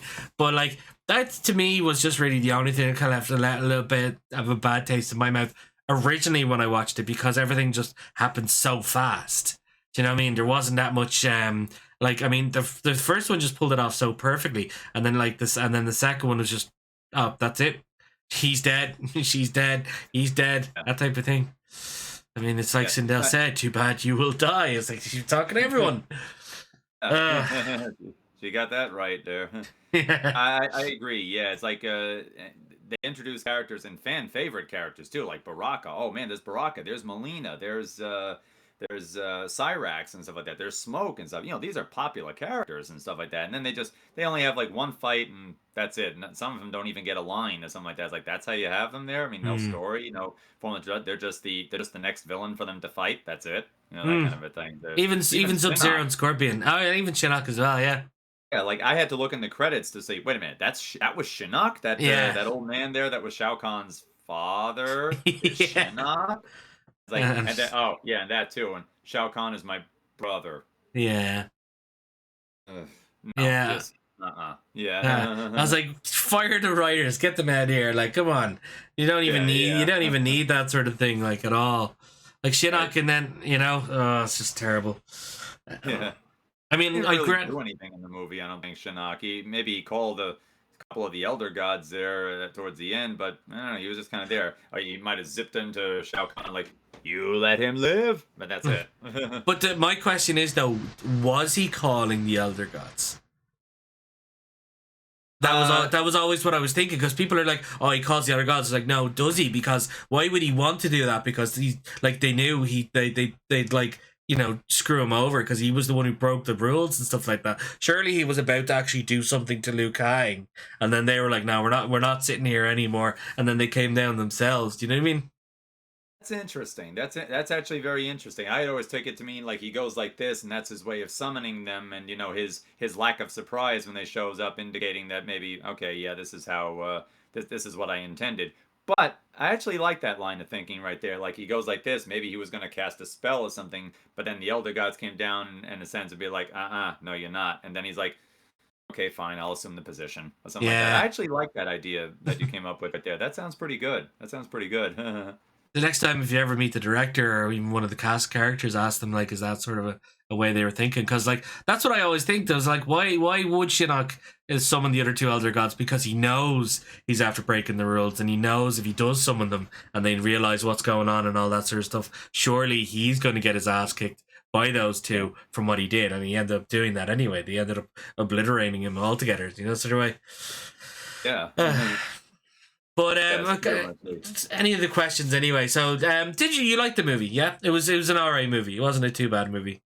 Yeah. Overall, I did like the movie. There, it had its really cheesy moments, and I do get why some people give it a lot of flack and stuff like that. But overall, I still found it to be pretty satisfying, if somewhat that feeling of overly trying to do too much at once. But I still liked it though. Yeah, exactly. And like you've said of what you want to improve on, and I've kind of said it as well. I mean, I felt the fight scenes were way too quick and stuff like that. Get rid of the whole ball thing and maybe change the animality for Shao Kahn, please. It's like it doesn't really make that much sense, but there you go. I mean, surely Shao Kahn should have been a big, massive bear or something like that. I mean, who was the bear in the game? I know Sub-Zero was the polar bear. Yeah. But I think that could have been the only bear thing that I remember of anyway. But I don't remember there being a grizzly bear animality or something like that.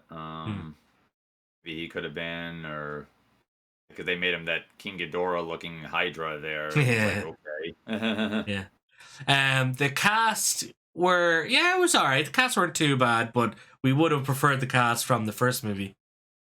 It would have been nice to have Christopher Lambert and Lyndon Ashby back as Raiden and Cage, respectively, and stuff like that. And it was a shame they could. I think Christopher Lambert said in an interview that he didn't come back because he wasn't crazy about the script. He thought the script wasn't really all that it could have been, so he opted out of it that time. I guess Lyndon Ashby, they figured no sense bringing him back since we're just going to kill him off in the first scene anyway. So maybe it wouldn't have been worth giving him the money they would have given him last time or something like that. I don't know. But if he had have went off in a blaze of glory, he probably would have brought him back. None of this. So, oh no. Yeah. No, it Did should have like been. that they threw in Raiden's when he did his Yeah, dive attack at Shao Kahn. That yeah. was actually pretty good. That was And pretty effective. it was the actual gibberish from the game. Like as I said again, small things like that sends us fans into this craziness. Do you know what I mean? Yeah, yeah. One thing And I would have go on, one yeah. thing I will also would have changed if I may. I would have had Sub-Zero stay with the group, because Yes. Nightwolf. He didn't really stay on, but he got to be like a mentor to Liu Kang. And okay, Jade, when she got introduced, she stayed on for a little while. I would have liked it if Sub-Zero had stayed on with the group right there. Yeah. That would have been nice Because instead he of just just came in and disappearing. then he was gone. And the Yeah, same, yeah. same with Scorpion in a way as well. We don't see either of those two at all. Like it would have been maybe even cooler to have maybe at the end part when they were all fighting, Scorpion would have been there and Sub-Zero could have fought them. You know what I mean? It didn't really have to have that much of a massive more impact. Like Sub-Zero could have just been there and had more lines and stuff like that, and then the final battle would have just been him against Scorpion. It didn't really, it's just it would have been nice to see something like that. Definitely. And what would be your favorite scene in that movie? Would you have a favorite scene at all? Yeah. Let's see. My favorite scene in that movie would be. Let's see. I liked when.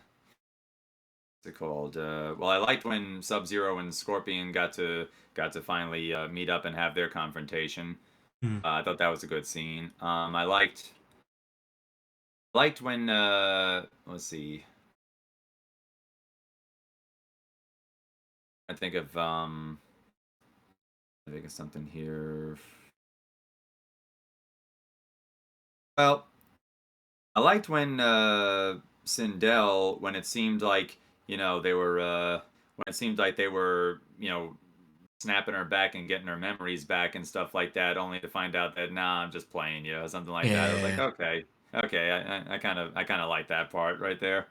Um, and what is it? I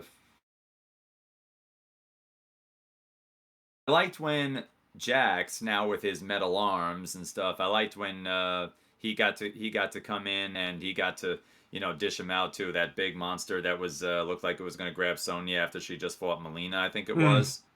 I thought that was pretty good. Hmm. Um, and when later on when he's fighting, oh that's right, we didn't even mention Motaro was in that one too, looking like Yeah. just a guy with a horse's body right there. It's like okay, yeah, but yeah, when he eventually he ditches the robot arms right there, and he's like, I got everything I need right here, and so I was like, all right, there you go, Jax, and so that was pretty good.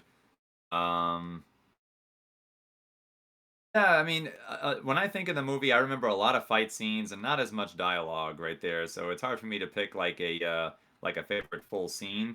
Um, but any scene with Seta Vander as Sindel was always very pleasing to see. I thought she was quite gorgeous in the movie, if I may say so, right there. She looked really good as Sindel, and I actually saw her make a guest appearance in an episode of Frasier sometime after that. I'm like, hey, it's Sindel! Look at that! She had like a French accent in this show. Ah. Yeah, yeah. I don't think she does in real life there. I think she did that just for the part. But I liked any scenes that she was in. I was like, oh, there she is. And her and Talisa Soto was like, wow, all right. The two hotties right here. I love it. But Sub-Zero getting to fight Scorpion, I would say, because it was by fan request. And, I was one of those fans that definitely wanted to see that happen. So I was like, all right, Hmm. at least we got to see that happen there. That was cool. That was Yeah. cool. And was it, I was trying to think of the part there. Liu Kang and Jade, because it was kind of like a test of sorts for Liu Kang, and this was really the first time where we didn't see Liu Kang fight somebody to the death. He just kind of defeated them, and Yeah. then so I was like, all right, that was a standout moment, I guess, a different type of an ending for a Liu Kang fight. Okay, not bad, kind of thing. So there were bits and pieces that I liked. It's hard to lock down any one, but those are some of the things I Hmm. liked. Yeah. Yeah, I'd be the same. Like definitely the Scorpion and Sub-Zero fight. Jade one I thought was funny because it was just like who's this random girl helping Liu Kang up and flirting with him and all that sort of stuff. Next minute, boom, and then she transforms into Jade. It was like holy shit, it's Jade. And then Yeah. but I think the scene for me that I thought I was really cool was when Raiden had to fight three reptiles. Yes, that's right. He did. That He that was did. a cool scene. I thought it was like, oh my god, Raiden's actually doing something. But I Right. was kind of hoping to see a little bit more of Raiden's powers. Like I know he did his flying Thunder God one, but like even just see like him do cool like Raiden electricity shock or something. But I thought the fight Yeah. scene with three reptiles was still pretty cool. Yeah. Yeah. Interestingly enough, Ray Park, who would become famous as playing Darth Maul in Phantom Menace, he actually did a lot of the stunt work for that movie. Um, Actually met him at a convention in Manhattan some time ago. Was it Manhattan or Brooklyn? Well, this was some years ago there, and he was getting a lot of Star Wars questions, obviously. But then I asked him, "You worked on one of the Mortal Kombat movies?" He's like, "Yeah, Annihilation." I was like, "Oh, who were you in that?" He's like, "I was the stunt double for," and he listed off like a whole bunch of names. And I'm like, "Wow, you got to be everybody. That's cool." And it's like I asked him, "Had you ever played the games?" So he's like, "Oh yeah, I love the games." Like, cool. There you go. So Darth Maul is a combatant as well. There you are. Yeah, you can kind of see that in when Raiden's fighting, he's doing all the flip kicks and stuff like that. That's what Yeah, more or less Darth Maul's kind of known for, which is yeah, really yeah. cool. Uh, Um, I think that's more all we could really kind of say on Annihilation. all Nothing right. too massive about it anyway. I don't think there was anything behind the sceney after credits type thing. I think it just ended really, and then that was it. Yeah, it ended where Raiden, expresses how proud he is of the Earthrealm warriors there. It's funny, Mm. you see Raiden with the blue vest. At first glance, you might think, is that MK3 Sub-Zero or something like that? He's got the same short hairstyle and things like that. But then, yeah, Liu Kang and Kitana, they get together. Sindel has gotten her humanity back, and I'll just kind of walk off like, yay, we did it. It kind of ends tied up in a bow for the most part. Yeah, exactly. Yeah. Right before we touch on the newer film, let me just go on to the legend films, like so Scorpion's Revenge, Battle of the Realms, Snowblind, and then the new one which we haven't seen yet. But they said they're bringing out a Johnny Cage movie. If I was to touch on the Snowblind one for a look, have you seen that yet? Be honest with you, I actually have not seen the Snowblind movie yet. I went on HBO Max to see if it's there, and I don't know if it was already, but it's delisted as something. I was like, oh man, where is it? Huh. So I still have yet to check that one out. Yeah, there are So other ways to check it. I could just rent it or something like that, but I have yet mm, to see it either way. Yeah. it's cool. I'm not going to give out any spoilers here or anything. Like there's a little small one. It's not going to give out too much in the movie or anything. But it's based on someone's MK11 ending. Oh, interesting. Yeah, and Okay. that's all I'll say to that. But I thought it was really cool the way he incorporated that into it. So it's like these Legends movies are a what if, like a Marvel what if scenario. Do you know what I mean? Yeah. It's like with Scorpion's Revenge is what happens if, let's say, Scorpion intervenes towards the end of the fight between Liu Kang Yeah. and Goro. Like Goro's literally about to rip Liu Kang to pieces, and then Scorpion comes in, and then they's like, oh no, yeah, that's it. Earthrealm wins. I lose. He says, I surrender, and he's like, what? And all this sort of stuff. So Scorpion just really wanted to kill the likes of Quan Chi and Shang Tsung, which I thought was really cool. Battle of the Realms again, a what if scenario. Like literally, you go there, Raiden literally gets ripped in half by Shao Kahn, literally, and so many other people like die and stuff like that as well. And you're like, what is going on? And it was mainly around again Liu Kang. You see, you've seen this, right? Yeah, I've seen this. I'm not spoiling Yeah. anything. I'm like, okay, it's just the Snowblind one, right? Just the Snowblind one is the only one I have yet to see. Cool. Yeah. So I don't want to ruin this for you. So you see at the beginning, obviously, it's Liu Kang's parents dying, then Raiden coming in and kicking ass, and then saving him and all that sort of stuff, and then they go to the tournament, and this is the Shao Kahn tournament in Outworld, and Devora's there and all as well, so they're trying in a few different characters and all as well, which again I thought was pretty cool. Don't get me wrong, I thought it was awesome and all, and then. What else am I thinking? It's just those two, isn't it? You haven't seen Snowblind yet. Right. I think so far at this point, just those two have been released. There was the Cage one that was announced, but that's not out just yet, though. Not out just yet. Hopefully Right. be out probably sometime later on in this year.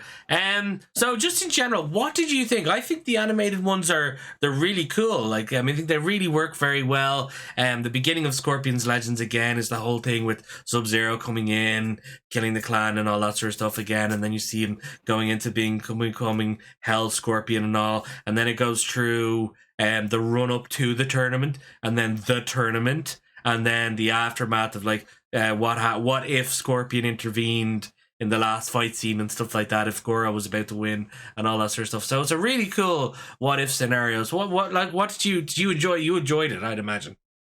Overall, I enjoyed them, yeah, and like I said, they do make for good what ifs there because I'm seeing like I see Scorpion's Revenge, and I'm like, okay, this movie, I can already tell going into it, it's going to be more or less Scorpion centered and stuff like that, and we all know that Scorpion is Ed Boon's favorite of the Mortal Kombat characters there, so they're definitely going to give him a good amount of shine here and stuff.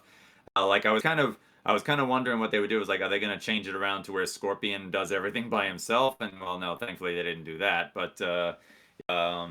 Yeah, they did utilize him pretty well for the most part right there, and they got all the other combatants in, and I liked how in between the movies, they still this is one advantage of animation over live action where you don't have to worry about getting them looking exactly like they did before, right down to last detail. So you could look at Battle of the Realms and say, oh yeah, this definitely does take place right after Scorpion's Revenge. They look exactly the same and stuff like that, same outfits and all that stuff. So it's like that's cool.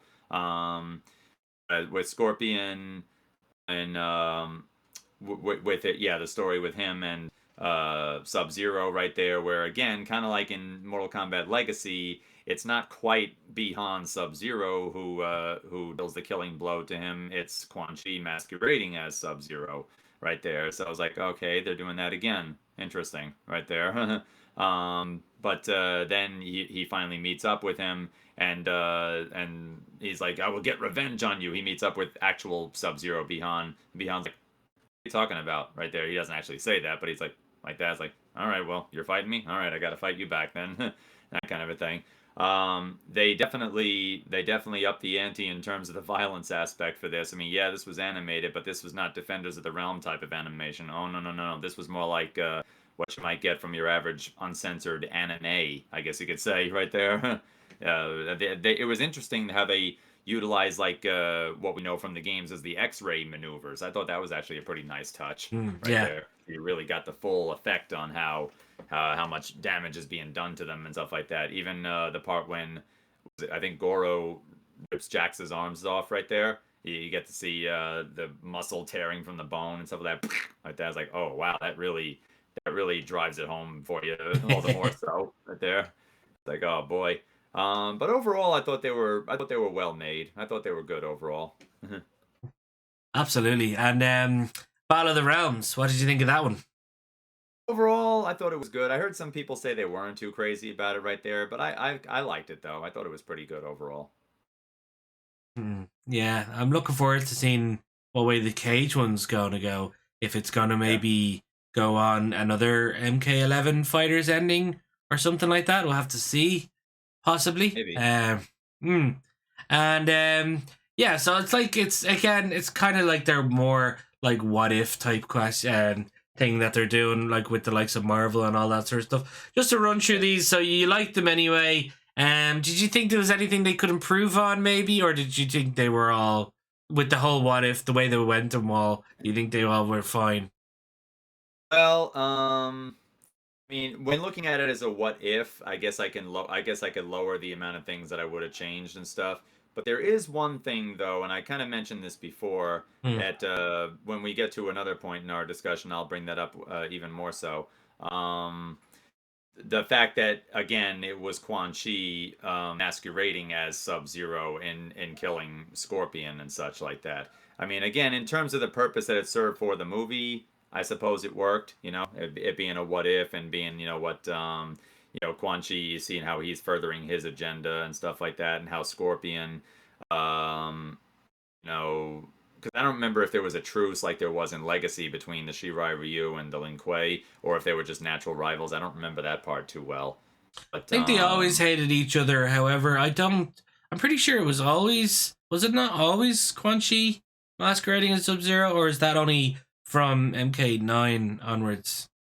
well, that's what I was going to get into later, because that was actually something that was changed along the way. That was actually something that was Oh, changed along the way right there. okay. So yeah, but that was something that, for reasons that I'll elaborate on when we get to the next part right there, Yeah, that yeah, I'll say. But that's probably one thing I would have changed right there. yeah. All right, cool, cool. What else have I got? Oh, my So seat there. the cast. I don't think there was anyone really big in this voice cast, from what I could remember.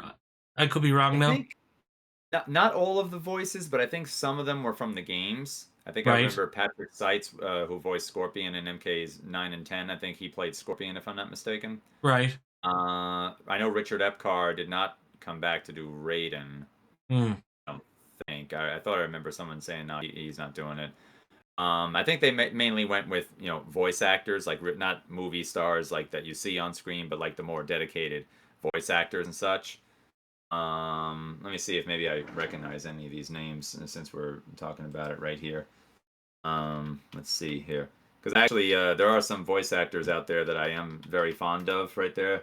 That sometimes I see the names pop up. I'm like, oh, they were in this. That's cool. That kind of Yeah. thing. Let me see. Doo-doo-doo.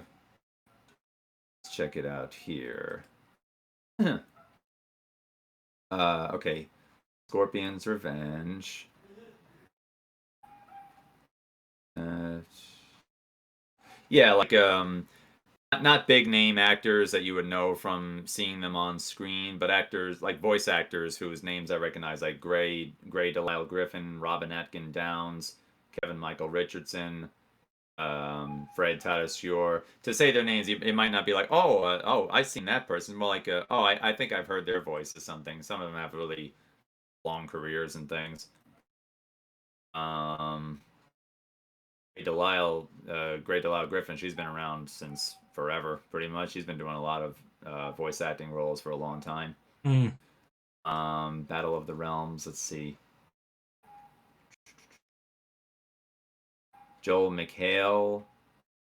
McHale, that name does sound familiar for Johnny Cage's voice. Um, Matthew Mercer, I know that name. He plays Stryker in Battle for the Realms. Where do I know Matthew Striker. Mercer from? Yeah. um. Hmm.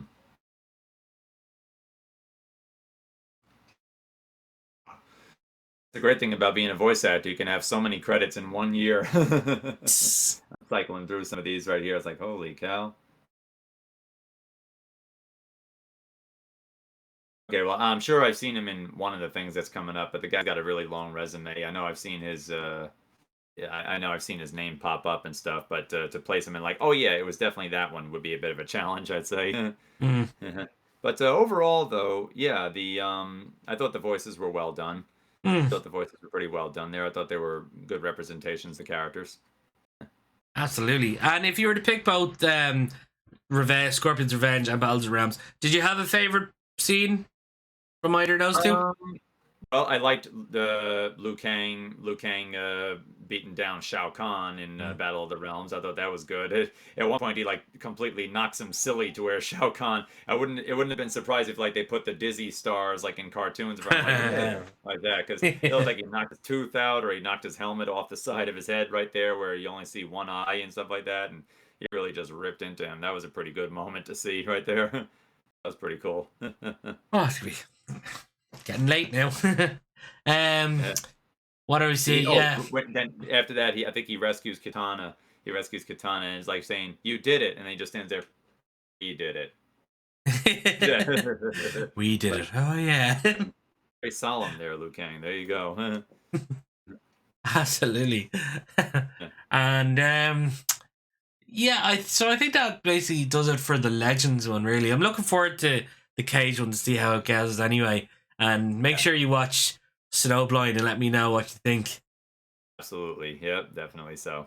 And right, now we come to the newest of the new Mortal Kombat movies, the 2021 reboot Mortal Kombat. Indeed. Okay,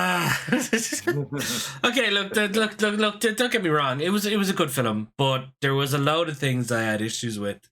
When I say a load, a handful of things I had issues with. This fucking thing about again having a tattoo that gives them their Arcana power.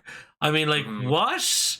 Like, what kind of who thought of that? Like, honestly, again, the introduction of this Cole character, like, didn't really need him. Should have been Cage, if I'm honest. Really, should have been a Johnny Cage story. The whole thing of like Shang Tsung's freely killing everybody and Raiden's doing fucking nothing about it until the very end of the film when he just shocks them away. I'm like, are you serious? You couldn't do that beforehand? And then what else was there? There's a few other things as well. But like in the movie in general, I thought it was pretty good. There was a few deleted scenes I really think they should have just kept in the film. Do you know what I mean? There was one deleted scene. I think I've seen the deleted scenes there. That's interesting. Yeah, there's one deleted scene I think with Melina and. Wait, did we see the scene with Shang Tsung at like his throne and Sub-Zero in front of him, like kneeling down? Was that part of it? I do recall that scene. Yeah. So that wasn't a deleted scene, but there was a deleted scene with Shang Tsung. It was either Melina or Nitara. Might have been Nitara. And then I think Shang Tsung like threatening her or something like that, which I thought was cool, but apparently that was cut. And then I think there was a little bit more to the Jax versus Rico fight. Yeah, there was a little bit more to that sort of a fight that got deleted as well, which I think they should have just kept in the film anyway. But even Rico itself, like when I seen all the stuff when leading up to that movie, Rico looked to me that he was going to be Shao Kahn. He had the massive hammer. He was built. He had this armor thing that looked like Shao Kahn and stuff like that. Never in a million years I think he was going to be Rico. Like, you know what I mean? We all know Rico. He has the cool red suit. He's got the eyeshadow and all, and the spikes and all, and throwing his things and stuff. And it's just like, okay, fair enough, whatever. And then obviously Sub-Zero being evil. I mean, yeah, okay, whatever. Scorpion isn't. Okay, Scorpion's there. Again, we go through the whole origin thing of Sub-Zero killing, but like I think this was proper though in this one, wasn't it? Yes. This was more proper in terms of how it goes down there. Yeah, so they were proper rivals. Sub-Zero comes in, killing everyone, and then like does the same thing, and then Raiden comes in after everything has gone down. Good timing on that, by the way. And then finding the ancestor. It wasn't Cole. It was an ancestor, wasn't it? Yeah, it was an ancestor. Yeah, like after the whole Scorpion Sub-Zero sequence plays out, there was I do remember the thing about there being like somebody else. Like we're mostly following Cole, but then they mentioned that there was somebody else. Like you're led to think that they show a baby, right? You're led to think maybe that's Cole or so, but I think that was somebody else. Yeah.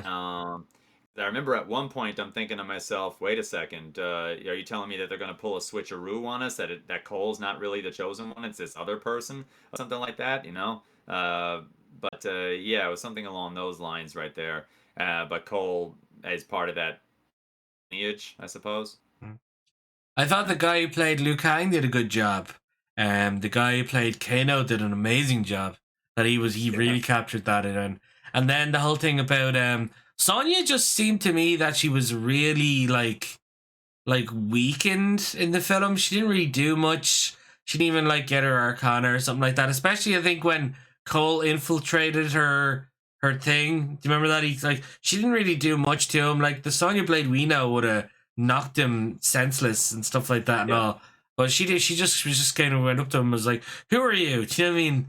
I think it was a little bit of a fight. And then Kano there. She had Kano tied up and all, which was fine. And then the reptile was an actual reptile. It wasn't even like reptile.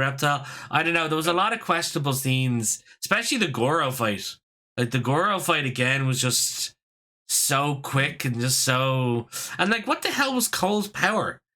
Armor power? Yeah, Like he just what? got armor and maybe a pair of tonfas, funny looking tonfas or something like that there. It's like, Mm, okay, that's your power there? All right. yeah. So like I didn't like the whole tattoo thing and stuff like that at the Arcana. They should have just got rid of that. I should have just given everyone their powers. Like, I mean, what was Kung Lao's Arcana? The hat throw? Well, I suppose the teleportation, really.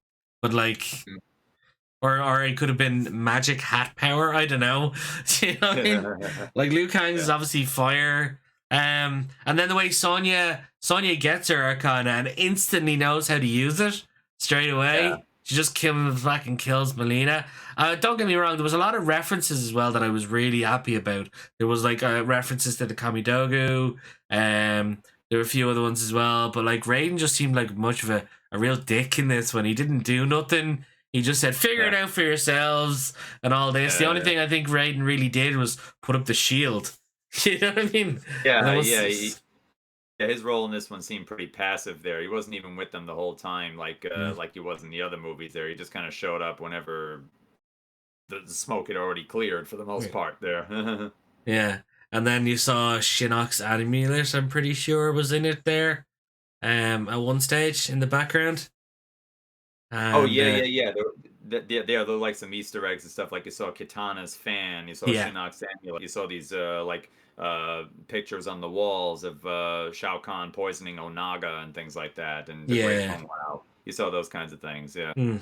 I mean, they were welcomed. I mean, as a fan, they were massively welcomed and all. But I just thought the movie in general was just like, I don't know, it was just written badly. I mean, hopefully now in the next one when it comes out, they've gotten rid of all of that now and they just go proper full on Mortal Kombat. I mean, what did you think of it? You have anything?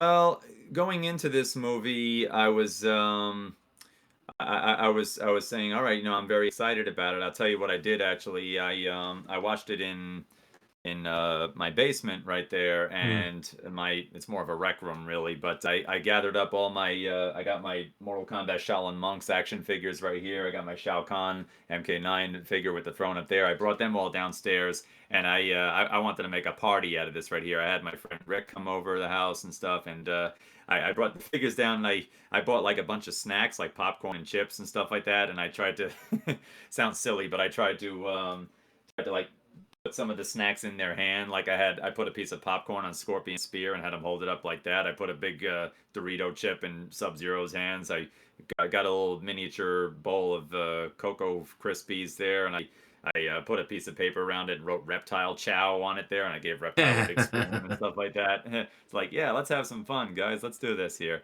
So I was really geared up for it there. Movie overall, now this is put it this way. Let me first say the things that I did like about it.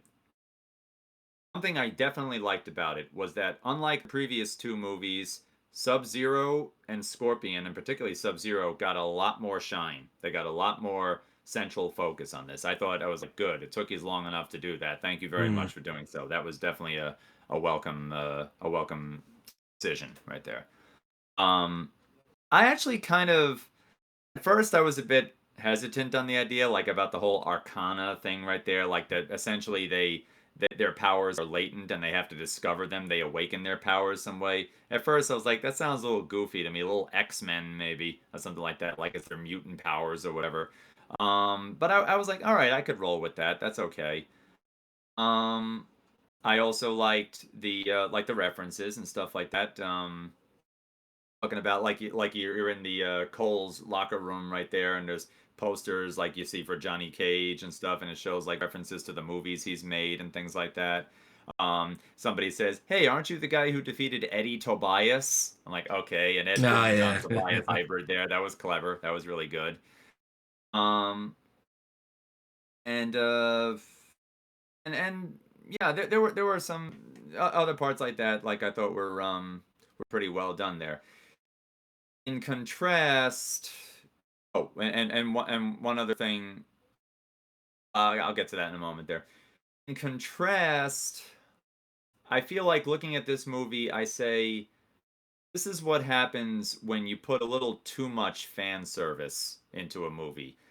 On paper, it seems like a good idea, but when you step back and look at it as a movie, it just seems like, hey, remember this? Remember this? Look at this, look at this, and stuff like that. It's like, okay, but how much it is, some of it is cool, but then sometimes it comes at the detriment of the story right there. And again, this is where I feel like MK95 really shined. How yeah, they couldn't do the fatalities, so they the bloody fatalities, so they had to make up for it with story. With this movie, I felt like they did the opposite. I felt like they were more concerned with showing you, hey, at last we're doing the gory fatalities on the big screen. We'll figure the story out as we go. That's the impression that I got right there when I was Mm, watching it. yeah. And yeah, it's like, okay, yeah, you definitely have the fatalities in there. You have all the gory stuff and things like that. Good job. Yeah, that's definitely gonna sit well with the fans of the games and stuff like that. You had Kano doing his heart rip. You had Scorpion doing his toasty later on and stuff like that. Then, in contrast, I found it like, you know what? It's interesting how they're bringing back all the bloody fatalities, even maybe some that we hadn't seen yet. Oh, Kung Lao doing his hat slice on the ground to I think it was Nitara right there. Mm, That was well executed. Then you look at, let's say, the opening scene with Sub-Zero and Scorpion. Not only am I wondering why the heck is it set in 1617? What's that all about right there? yeah. But also, you have them fight, and of course, we have the part where Sub-Zero ultimately fights and defeats Scorpion. By the way, there was one touch I did like, how they had them both speak in their native tongues. Mm, Scorpion being a Japanese ninja spoke Japanese. Sub-Zero being a Chinese Lin Kuei spoke Chinese there, and Scorpion's like, I don't understand what you're saying right there. So I was like, all right, that was a nice touch, having them. They can speak English, as we later find out, but having them speak in their native languages, that was actually pretty clever. I thought that was cool. And Sub-Zero beats Scorpion. Bear in mind, in this movie, they're showing all the gory fatalities. They're showing all the bloody fatalities. They don't show one of the goriest and earliest fatalities that we ever got to see. Why the heck did Sub-Zero not finish Scorpion off with the spine rip fatality? Like, come on, guys. You did everything else, but you didn't do that? I mean, I mm, was waiting for maybe he'll do it later on or something like that, but no, never came. But however, now going back to what I was saying before, this is much more in line with how it was originally conceived. It was actually Sub-Zero himself who had killed Scorpion. That was how the story was originally planned. The whole idea of Quan Chi being in disguise as Sub-Zero didn't come around until like the NetherRealm Studios era. That was something that they added in later on, right there. mm, Um, I actually liked the idea of the Arcana coming in, manifesting in different ways, such as like in the case of Jax when he gets his metal arms. At first, you see them; they look like just a couple of rinky-dink nothing arms right there, just like oh, they look like toy arms. But then he gets in touch with his Arcana, and they suddenly become big and powerful. And stuff like okay, that's pretty good there. But yeah, Reiko, he would have made a pretty good his actor Nathan Jones there, who was also a Australian wrestler. I was like, I haven't seen him in a long time. That's interesting. But he would have made a good Shao Kahn. I think he would. If the Shao Kahn in this movie, they should have had him be him because your Reiko, he's not much bigger than the average combatant right there. He's not much bigger than maybe Scorpion or Sub Zero or something. And he wears mm, the ninja outfit most of the time right there. And okay, you can make reference to the fact that there was a point where period in time where people thought he was Shao Kahn. Maybe it's a reference to that, but he looks like he should be leading that pack for the most part right there. um, and just like with Annihilation, I feel like they brought a lot of characters in just for the sake of putting them in. Like out of nowhere, here's Cabal working for Shang Tsung. Out of nowhere, here's Nitara, who I always saw as more of a neutral character. Yeah, she can be mischievous there, but she didn't really, as far as I'm aware, she didn't really take sides in the grand scheme of things. Yeah, some of the stuff she did lead to some nefarious things happening there, but she wasn't like a servant of Shang Tsung, as far as mm, I could recall right there. Um, but, yeah, then you got yeah, like Reiko instead of being like the strategist for Shao Kahn. Instead of giving them roles like, okay, Reiko maybe is your battle strategist, or Nitara might be your spy. I'm just saying right there, or maybe have Sub-Zero be your main commander. Everybody just felt like, okay, here's Shang Tsung and here's his henchman. That's kind of what it felt like to me. Yeah. Yeah, Cabal. I'm glad they at least referenced Cabal and Kano's backstory of both being in the Black Dragon together and stuff like that. And that was a nice touch, having Cabal sort of try to negotiate with Kano before sending the army and stuff like that. That was interesting. Yeah. Why don't we just come on, man? We know each other. Why don't we just turn this place into a casino? I think he said to him right there. You could turn this whole do whatever you want with this place. Just let us invade the realm and stuff like that. That kind of thing there. It was interesting how they had Kano be on the good side for a while right there. I was like, because even in the trailer you see that. I was like, are they suggesting that Kano actually helps the Earthrealmers? Wonder what this is about. I'm thinking, well, knowing Kano how we know him from the games, he's probably he's going to be with them for a while. Then he's going to wait till the right moment to put the knife in their back, perhaps Yeah. figuratively and literally, right there. I was expecting that to happen, and we did kind of get that later on there. But also, like, he didn't have his metal eye.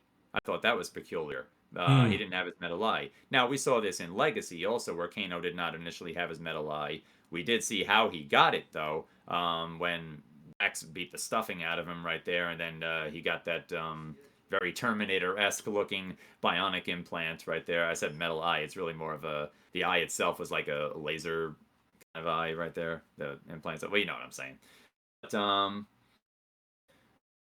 But then they make it like, instead of his arcana being the eye beam right there, but it's not the result of it being because, okay, yeah, it's because he has this bionic implant, which allows him to do so. That's actually his power. He's like Cyclops now, basically, for the most part. Yeah. I was like, I thought that I would be annoyed by that, but I actually was like, you know what? I can kind of go with this, I guess. I mean, the purist in me, of course, would say, no, he has to have the metal. But I found myself actually being all right with that there.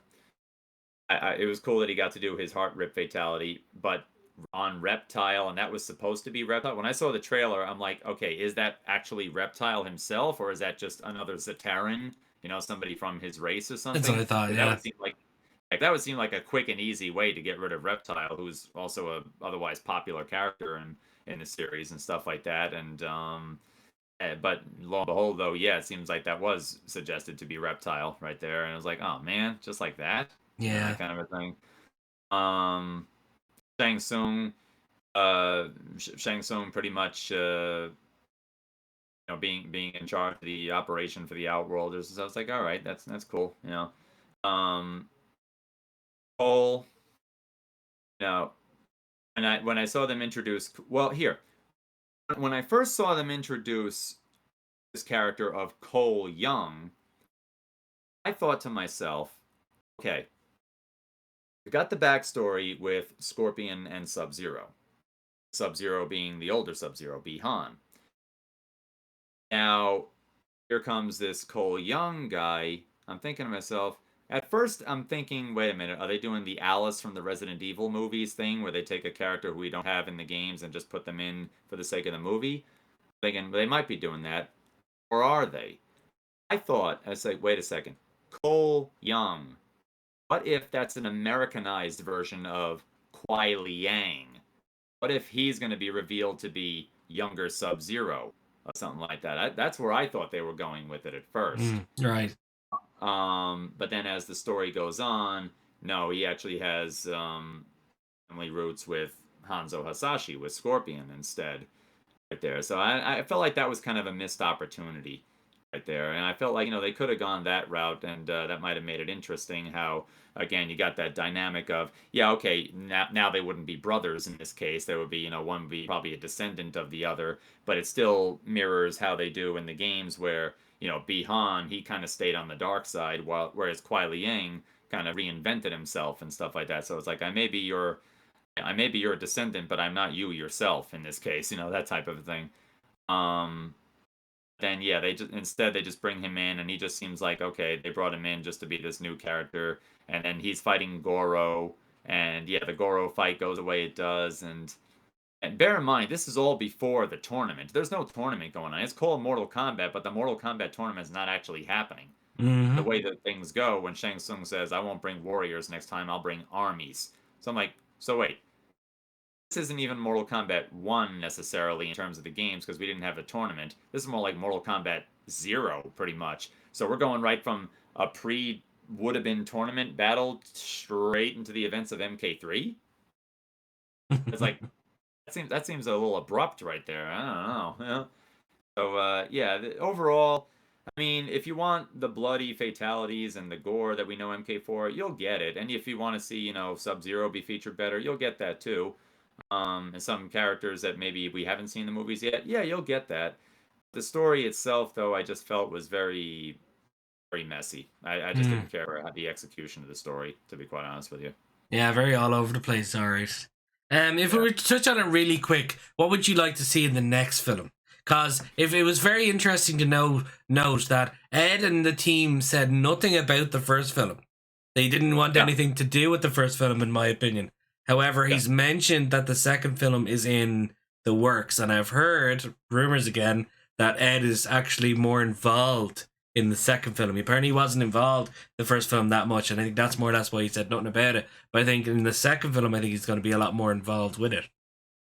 I noticed that too, actually, that when the movie was coming out, that Ed Boon was kind of quiet on his remarks regarding the movie and stuff. He didn't see too many tweets of it. He didn't really see him promote it all that much and stuff. I was like, wonder why that is. I mean, okay, maybe he's just a busy guy, but I don't know. This is kind of a monumental thing right here. Another Mortal Kombat movie in live action. We haven't seen this in quite a while. Mm. But then I see the movie, I'm like, I think I get it now. I think I get it now. Even though the movie did, just like with Scorpion's Revenge, put a lot more spotlight on Scorpion, uh, there was just a lot to be left to be desired, perhaps. Yeah, exactly. So it's like fingers crossed now in the next film now we'll see, they get rid of the whole Arcana thing. We'll see a lot more iconic characters. Maybe if they introduce Quan Chi into it, maybe Quan Chi, that would be a way of a lot of them coming back, like in terms of being revenants or something like that, possibly. And then maybe they'll break the spell and they'll be alive again. God only knows what's going to happen really Yeah. in the next film. He's announcing Eh, it as being in development. I'd say that's a pretty good sign, perhaps. That's it, exactly, yeah. I mean, Yeah. the first film did so well, but that was because everyone thought it was going to be this way, but then it turned out to be all over the place, as you said, the story and stuff like that. So Yeah. hopefully now the second one would wrap to really new kind of bring a big, something big to the story to have Yeah. everyone coming into it. You know what I mean? Yeah, yeah. Like this one was very heavy on the fan service, which in and of itself isn't a bad thing there. It's like, all right, look, I like my fan service as much as the next guy right there, Mm. but I felt like it kind of came at a detriment to the overall story. I mean, I always saw things like, things like that, like fan service and references to other materials and stuff like that. I always saw that as something to further enhance what the main story is meant to provide, not to pick up the slack, so to say, Mm. Okay. Exactly. Exactly. Yeah. Was there anything else you'd like to maybe touch on the film and the last before that did, or? Um, yeah, I would have, I would have at least, if you were gonna go into the tournament with the next one right there, I would have had, saved a lot of the key characters for that movie. I get that they wanted to really hit the ground running and introduce as many popular characters as they could and stuff like that. But unless I guess they come up with some contrivance of, oh yeah, Shang Tsung could just snap them all back to life just like that, which they probably could. I feel like that was it was too soon to wipe him off the way they did, especially like Goro. Goro's the grand champion of Mortal Kombat, and he loses in a barn battle with Cole whoever and stuff like that. It's like what Mm. that kind of thing there. I thought it was actually pretty gutsy of them to kill off Kung Lao and then have Liu Kang kind of tap into his aggression there, and then he summons his dragon later on. Because in MK2, that's kind of the story. How his MK1 story, he's still a noble monk. That's why his fatality doesn't really contain that much gore. But in MK2, his Shaolin brothers have been killed by the Tarkatan, so now he wants revenge and stuff like that. So now he's kind of tapping into his dark side a little bit more and stuff like that. Mm. So it makes sense. So that I thought worked okay. But yeah, Yeah, the Cole Young thing, unless he were Kuai Liang or something like that, and that was the big reveal, which would connect with the games and stuff. The story would be a little bit different, of course, but it would still be a connection to the games. That's a change I would have made. I would have had uh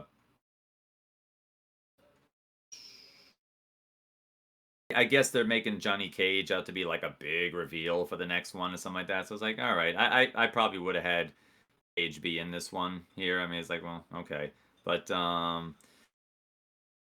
I would have given Reptile a little bit more to do because he's supposed to be Shang Tsung's personal protector. That's the story in the games and stuff like Mm. that. I would have given him a little bit more to do instead of just being cannon fodder for Kano right there. Mm. Um, Melina, Melina, without Kitana being in the film, I almost feel like Melina's presence isn't really required in terms of her backstory. I get that Melina's a popular character. Make no mistake, I like her too. But the whole reason behind why she exists was to be a clone of Kitana to eventually supplant her as, the next princess of Outworld or Edenia or what have you right there. But here, it felt like she was thrown in because there's a lot of Melina fans out there and they're going to want to see her. All right, fine. You definitely accomplished that. And, you got to have some good moments with her when she shows her Tarkatan teeth and stuff like that. And, she does her work with the size there. That's cool. Would have added a little bit more color to her costume too. It looked a little too dark. That's something I would change too. The costumes look too dark right there. Even Sub Zero's, like, where's the blue? Yeah. That was something. The movie as a whole really had a lack of color issue right there. I mean, the Sub Zero had more black and gray on his uniform than blue. I mean, I guess you could make the argument that, well, maybe that's kind of alluding to him eventually becoming Noob Saibot. Maybe they're Mm. doing the Anakin Skywalker thing with him, where he's not Darth Vader yet, but he's already wearing black, so to say. Maybe they could very well be doing that. But as an MK fan, though, I like to see the costumes looking the way I remember them to look from the games. Because even at its darkest, Mortal Kombat always had a lot of, bright, vibrant colors in a lot of areas and Yeah. stuff like that. The Outworld sky was like a bright purple and stuff like that. Mm. Sub-Zero and Scorpion and Reptile, very vibrant blue, yellow, and reds and stuff. So I felt like it was very devoid of color in a lot of regards. Scorpion's uniform was more samurai based, more so than ninja, I guess. So I guess it kind of works with that. But like I said, Mm. No, yeah, exactly. Um, I think that's everything now for the movies, really. all right. We've kind of gone through everything, really. But to be honest, I think we might leave it there because it's getting kind of late. But we'll do. You okay for maybe doing the games a different time? Like a part two or something? Sure. Yeah, Yeah, we do that'd be part two. terrific. Well, what I'm thinking about doing for these videos is kind of splitting them up. So, be doing like, I'll call it something, then I'll be like, Daniel William Clark, History of Mortal Kombat, Daniel William Clark, Mortal Kombat movies, Daniel William Clark, TV shows, that type of thing, really. So we could Like just that. kind of cut them up. So we'd have a few videos to put out, really, in terms of that, and then have like maybe an episode each week or something like that. And then, Sounds pretty cool, actually. so the next one we'll go through our merch, what merch we have, All right. because I'm pretty sure you're dying to show it all off. Yeah, this is just a taste of things to come right here. This is just a little bit of the merch I have. I got the figurines here. I got some of the games over here. I got posters. I got shirts, and well, this isn't a Mortal Kombat hat, obviously, but it's Special Forces, I guess you could say. So there you go. I got all kinds of great stuff that I'd love to show you there, and I love the collection you have on display right there as well. And if you have more, I'm definitely looking forward to that too. Yeah, I have a few non proper t-shirts, kind of ones that I gotten separately and stuff like that. It's mainly Right. but no, I'll get mine. I'll get mine already if you wanted to get yours already for the next one anyway. Not right now. And Yeah. we can go through all of them. And then once the merch and all are kind of done and out of the way, we'll go through the games because we've been talking for 3 hours and 50 minutes of purely Wow. just of purely just movies, TV shows, and of course our history anyway. Yeah. So that'll be that point. So let me just stop the recording here.